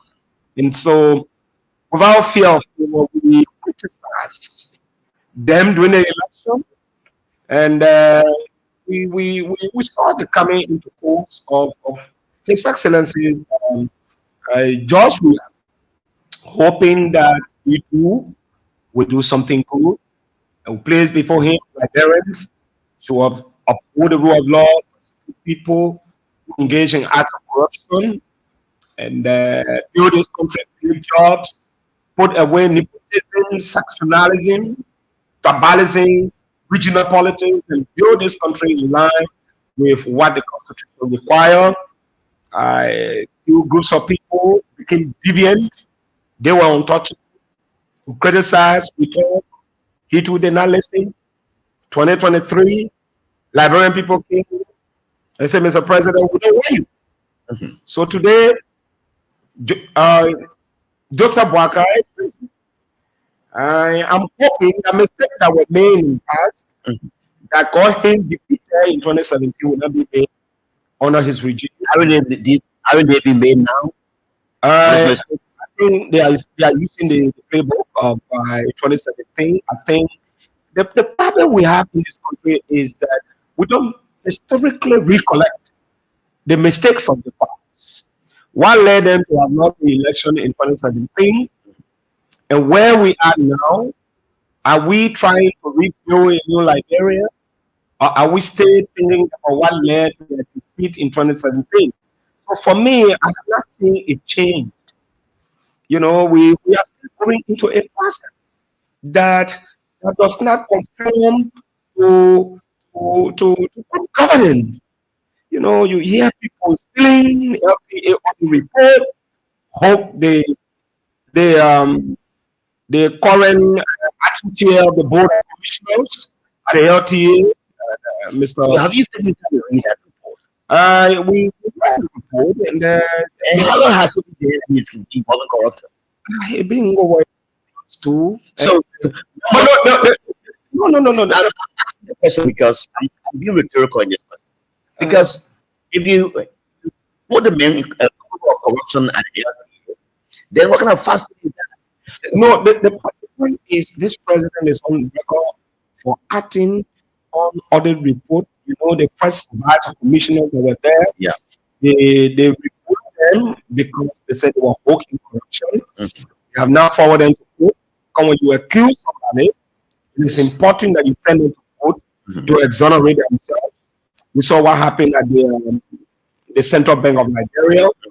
It was alleged that corruption took place, and they were removed. And they didn't find themselves in court, but they were removed. Yes. So now, at the LTA, you think that if they had a solid corruption, he should be removed as well. No, of course, law is precedent. If you start to take actions against individuals or institutions who you believe about the setting of practices governance, and you suspend them, penalize groups of people, and another person that's very the same mistake or it does the same thing, I think it is imperative the president takes the same. I haven't read that report in total, but you want to give a case to the public listening now because you are now the messenger of bringing for this message. So what went wrong? There were a warning of contracts that the Tama group did not go through the proper channel. We understand that who is currently there now as chairman of the board of commissioners, he was head of the company, the Tama group. And the contract that was awarded did not go through the process. And so when he went there, he reviewed that contract under some dubious situation also. That company is benefiting, taking millions of dollars from different people. You understand? So sometimes you say, a GSM company, the data fee and self is not doing this. So be paid for it. You have a million subscribers in this company. Every single thing for people subscribe. You pay $5, you pay $10 card, $1 card, $5. That money, millions times saved by the million subscribers in this country. So the LTA or the telecommunication it's a very lucrative area. It should not be taken for granted. So, I mean, that is just one of the issues, like Ami Moda case. Ami Moda resigning, but what happens to the other people? We have not heard anything about that. What is the president doing? Like the case of the Minister of Public Works. The Minister of Water contract that did not go to the PCC, but he apologized. Apology. Why is it that a lot of people apologize? You did not grant that apology. So you think it was unfair to others? Of course, if people apologize. Yes. So anyway, you by the time you have not gone, I mean, you should have been dismissed by now. Not just dismissed, but prosecuted. What are you saying when you apologize? The minister said that they 2 million given to them, but for the road rehabilitation, they use 8.2 million of that money. They give you the money. They say you say according to the process. There are laws that you to follow. So when they give you the money, it does not mean you just go spending. There are processes how to spend. So, and you know, this country is interesting. And I want all of us who want to see the best in this country, we need to be very careful how we appreciate our leaders. Not because today they are your officials of government, and as such, you proceed to say, you know what, everything is fine. You know, blind loyalty. At the end of the day, those companies are going to go nowhere. And I always say to people, hey, certain people will suffer. And the moment you don't stand for something, you will suffer. You know, some people are privileged. Somebody will say, oh, Patrick, you know, you have to do this. Hey, if most of those people that you elected, they don't even talk to you. But they talk to us. It's just a matter of time to say, you know, wow, that will help you to support these people. But you know, we don't reward people in this country. And sometimes that's why a lot of people don't silent. Nobody wants to talk. Like Flo Woman say, Africans are not moving. Yes, they are moved as infrastructure what goes in the stomach. Will they eat to go to pocket? The very people who look in state resources. When you tell them, when they come in election, and they gave them some of the stolen money and said, what can do? So there will come a time in this country. Everybody will want to talk. We have done it if you were elected as senator of Nigeria. I Not different people have done it. I think when you get to office, I think the mistakes a lot of people make when they get elected, they are overwhelmed by the prestige of the office. You know, I told people, I always tell people, hey, when you get in the office, look at the photos of your predecessors. One day you're because you will leave. It's almost like we are in a period of life. You know that right now there are people who are traveling along the industrial complex, maybe from California, or maybe on traffic of Bahama. It's a traffic. If one person is not to move, you know why you will cause other people to be stuck. Absolutely. So what we say is that we have done something different, and I've subscribed to your law. You have show that our people are aware before we need change, create change, effect change in the country. The citizens have to understand first what their rights are, what it is supposed to be done, and what is not supposed to be done. A lot of people in this country, they don't understand the rule of law, their constitutional rights are violated because they don't know the rights. And Article 10 of our Constitution states clearly the Constitution and its provision shall be taught in all institutions of learning in this country.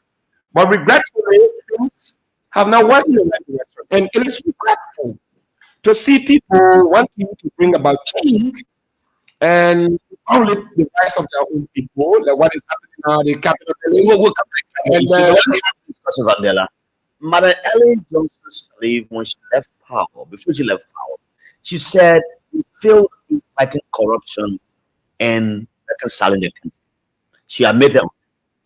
Now we've come in the new government. This one is also a new party-led government.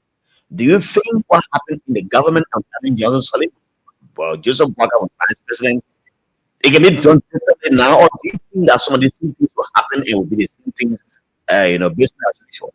I think it has become a greatest political accident ever in the history of this country. The arrest talks about rule of law. It's not respected.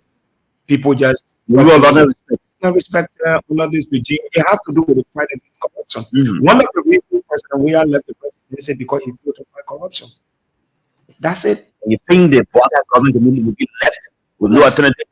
No, if not fighting, you have to leave. They are not fighting corruption. I think there is presidential sympathy for certain groups of people, and I can understand.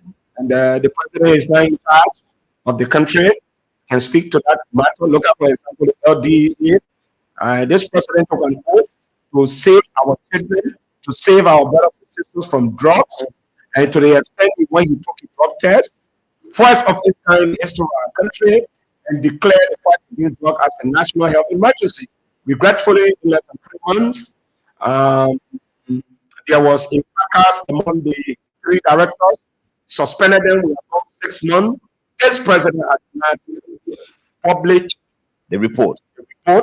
One is a violation of the rights of these individuals. They are not taking pay. It is a violation of their rights. They have not even okay. If you want to dismiss them, bring the investigative report, use the report and dismiss them. But this president is weak on that. You know, when this president came to office, the information that the Minister of State instructed the NASCOP to procure some luxurious car are going to see, and they are riding around today. But one of them who also bought his car, Amin Mudada, did not go to the PPCC. He was asked to resign.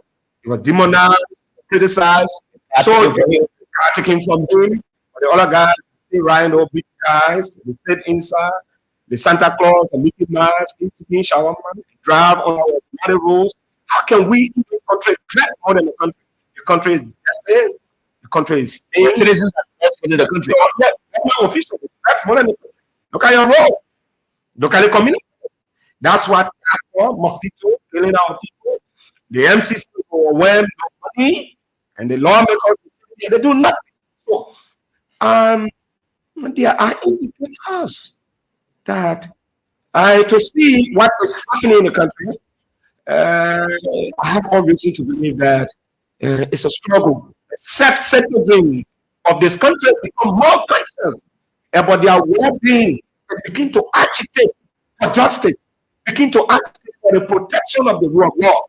That is the only way healers of the country will realize that the citizens to need business. I want them to be like what happened with the election. When it was clear, assuming that we are the election, you saw the anger among the people. You saw there was a dark cloud in the war Liberia. But President, we have decided to honor the democratic will of the people. It brought relief on them. I drove through the streets of Monrovia at 8 p.m. on that day. Shops were closed. You could not see human beings on the streets. In other countries, when they are about to celebrate, announce election result, you see people celebrating. But people on that day, what was happening that day? the people were afraid. They're thinking that somebody will break the election. The announcement of the army, the media was in the air, and it's so many things. So at the end of the day, it was happening. But again, it's good to always be here. But basically, I think it's time to hold our leaders accountable. Personally,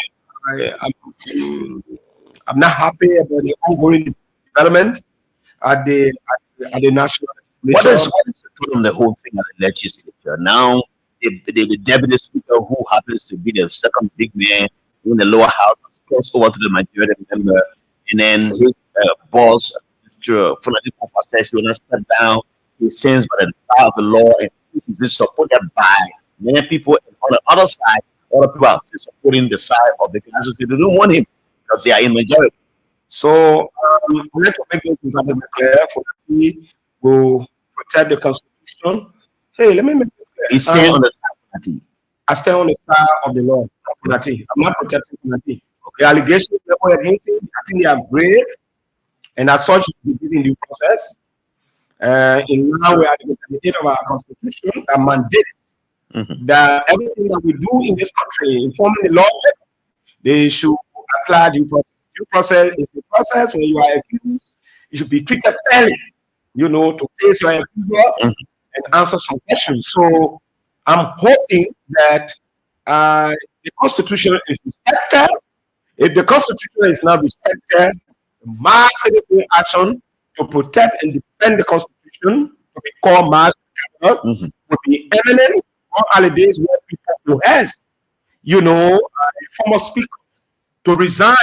The UP is on record for coercing. You think they have degrees in this one? Oh no, more because I know that they put them as enable was removed and 2 times. The mistake people make is the fact that what transpired in 2007 is different from 2024. At that time, apparently maybe we just for war, and people were not too aware of their constitutional rights. At that time, Sulu was just a high school graduate. He was serving as speaker.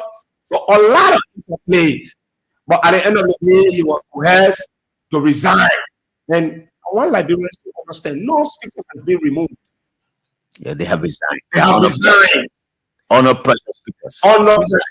But that speaker, we are saying that members who support him, we want to send it as a caveat to them and attempt to bow down, to subject themselves to these unconstitutional proceedings under the canopy of the use of political methods to subvert, contravene our constitution.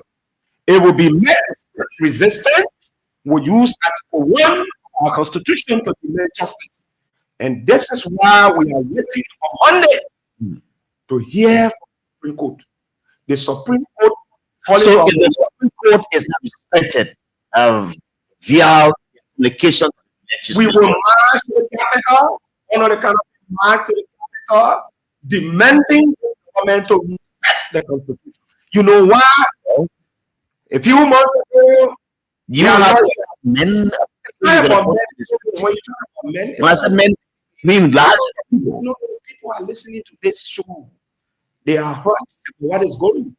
Look, because receiving that this thing is too much. If I stop their permission about giving you to read the messages, the people are angry. Jala, as of last year, up to 3 a.m., I was on call with international partners, diplomatic eclipse, wanting to know what is really happening. I should get them the constitution. And you know what? International lawyers, all these big international institutions here in Liberia, they are following thing. The only reason why they have not spoken, the Supreme Court has not made it. On Monday, when the Supreme Court of Liberia made a decision on what is happening at the capital, out of 4, the Funati group, or against the Funati group, that's when you see statement coming from across the world. Ghana will be under pressure to respect the constitution. Do you think he's part of what is happening? Yeah. I have no clue to say the president is aware. You say Waka will be under pressure to respect the constitution. It implies that he is masterminding what is happening at the No, what I'm saying is the Supreme Court is a separate branch of government. And the Constitution says there must be 3 branches of government with equal powers. The lawmaker, that is the legislature, they make the laws. The judiciary will interpret, and the executive execute. Therefore, I'm saying if the judicial branch of government interprets the law, constitutional criteria, the national legislature, specifically the House of Representatives, and the Supreme Court says the setting of the majority block is illegal, which I know the Supreme Court will rule that it's illegal because the Supreme Court is on record for ruling in decisions or statements or processes, as the case of former Speaker. It means that before. Yes, because when Snow went to court and also Crown went to court, you call the other guys, went there and listened to what the Supreme Court was saying. Like these guys, I mean, these lawmakers, they refuse. No. They're not refusing. They are still coming for that. So just that, now we are taking. No. They will go. That's why I'm saying Monday, the only time we have. There's another Liberian just last week, Mr. Napoleon Sosa. He says that by 10th of November, they will put pressure on the lawmakers. He asked for the or 10,000. He would have locked the capital. You compare them to resign on it. Where do you stand? So, hey, this is the problem that people are not taking into consideration. If the national legislature, specifically the House of Representatives, they are not supposed to draw more than 5 times in line with 40 of the Liberian. If they are joining more than 5 times, what happens? The House of Senate will have 5 days to also adjourn. That means they have violated the Constitution of the Republic of Nigeria and their repercussions. And what are the repercussions? Article 1. Ask them to resign their position. When the people when they need it, hey, if you have the 20,000 person at the capital, ask the Supreme Court to dissolve. You don't want to go to work. We are the employers. If we tell them go to work, if you don't want to go to work, we don't negotiate with you. It's to say, you know what, leave. Let new group of people come and do the library work. The thing is simple. If you don't go to work, they are not working to be getting paid. Yesterday, the doctors were on the street at the ministerial complex protesting. They don't have money, no pay. The AFL, they are asking for their pay. Imagine in a country like a fragile country like Liberia, the army is crying for money, and this army has been mistreated, disrespected, and in this new area, when groups of people sit at our LD, spend almost $250 per day, eat chicken shawarma, drink liquor, dance, without doing our job and see nurses on the street, it will be a problem. Okay. But look, it will be good enough that we try to find a way forward that our brothers and sisters who have issues with the speaker, let them use the law. As on Monday, when the Supreme Court shall have ruled that their safety is illegal and they make an attempt to go to section, they will go there, they will come, they will go there. They will be there in our numbers. And now, they will come there in Congo, but they will not do the same. No, they will. It's a voluntary decision. But I'm sure they will want to go and they will never go. The voice of the people is the voice of God. And so, let me ask you, unless we have money, they will be writing the National Police to inform them, not asking them, to inform them about. As I leave from here, I did some meeting today with the Nigerian in the diaspora. I booked the United States and Canada and the other group in Europe. Okay. And I leave from there hopefully Sunday to go to Canada to have some discussions with some of our international partners. I have written the U.S. State Department. I have put these people selected list of those who are elected to receive rank to unseat the speaker unconstitutionally. You foresee a sanction to be on them? And I remember the U.S. State Department. We wrote the United States Congress, the Committee on Foreign Affairs. We've written Representative Smith, who is an advocate for the war transport in this country, the chair on the Manesky Act, sanction. We wrote and we reminded him that the United States government is not for sanctioning our officials for violating the Constitution that undermine the tenets of our democracy and subject our people into poverty. As such, he should take ownership about groups of individuals who have willfully, intentionally chosen to violate our Constitution, assigning the Constitution, provided the documents, everything they want to is a whole document. We send it to them, receive the message that your information has been received, and that they will get back to us. So, hey, that's why we operate. When I was that's what we do. Okay. Yeah, well, therefore, we are waiting for the Supreme Court ruling on Monday on the rate of prohibition. That's the only thing we are waiting for. As long as the Supreme Court rules, then we will have a constitutional authority now to announce march to the capital campaign, begin to mobilize the people. This constitutional violation of our laws needs to stop. If we don't stop it now, it will never stop. Imagine what if we are decided to use the same political method or not accept the electoral result. Do you know what was happening in the all right, let's be there and take the eye with the callers and other people. Recognize Miss Aria Brisbane in Painesville. She's watching. Mr. Dukori is watching. Abel, your comment. Jerry Tamon has joined us. Everest and Badat is here. And Pai is also here in all of those. So let me just announce the number. We have less time to be here. So 0770 907 907. 086-680-373. And okay. We leave our part because he has a meeting. So that's the show. So let me Giblet news or your comment. Please call. Let me finish this call. Each caller has 30 seconds. Now the time is saying up. Good evening. Good evening. Yes. Yeah, this Ruben can have 30 seconds, no time. Let me appeal to my opinion. Mm-hmm. I think it is good by the law. Then those who will believe that they are there to fulfill the law are there to ensure the fabric of the democracy and the law. And we be there to continue that the law. Thank you, Ruben. Hello, welcome. Hello.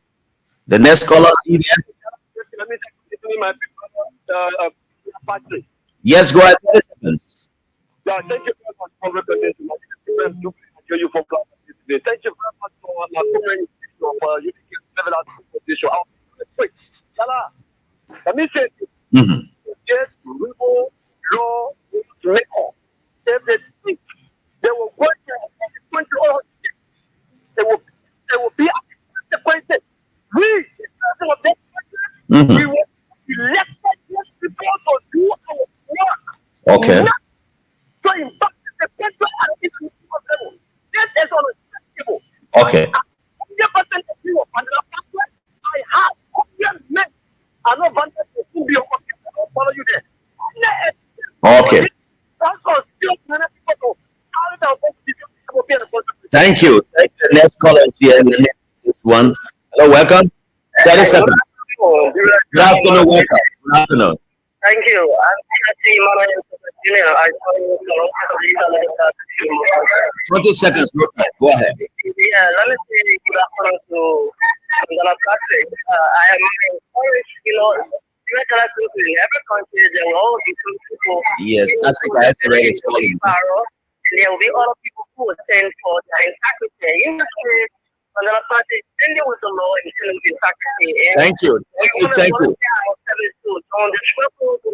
Thank you. Let me talk to former host. Let me talk to former host spokesman, Isaac Isaac. Isaac, do you want to participate? I'm okay. Can you make your intervention for Mr. Diana? Oh, John.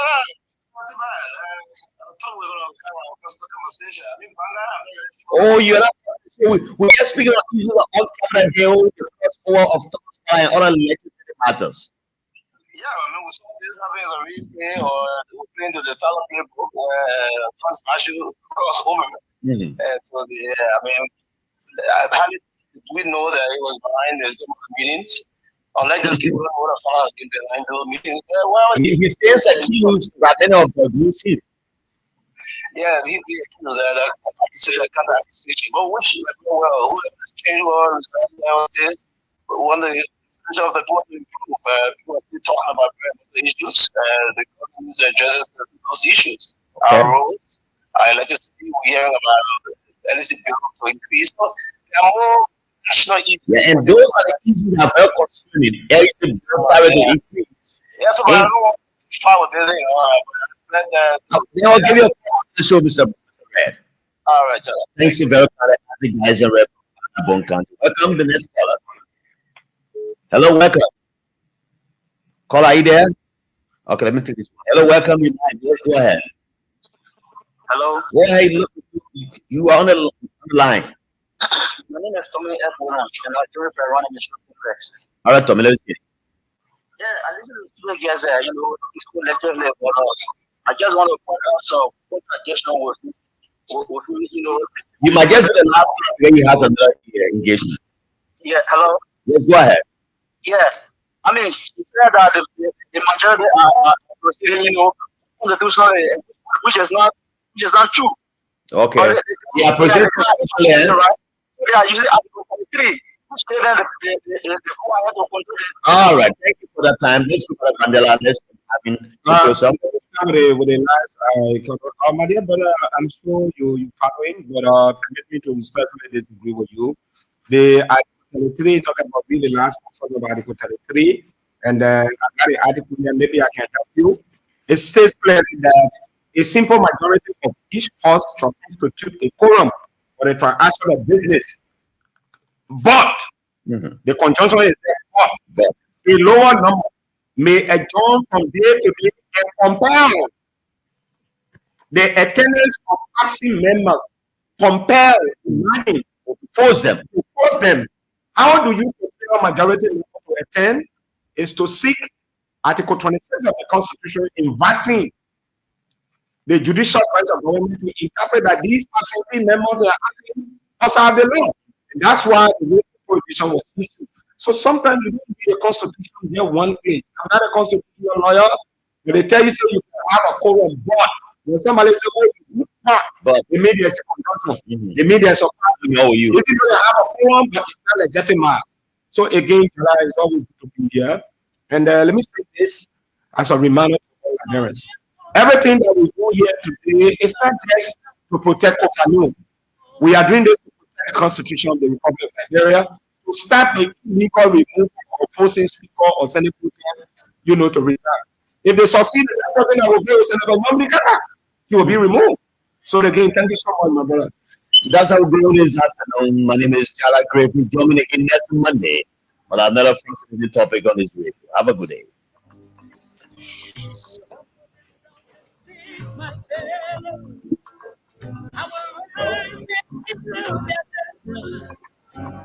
Life is will rise again. Nations will come to your resting. I prophesy. Keep them will come to your land. Together, we will sing it we build a nation. Ever, like people, ever, whatever,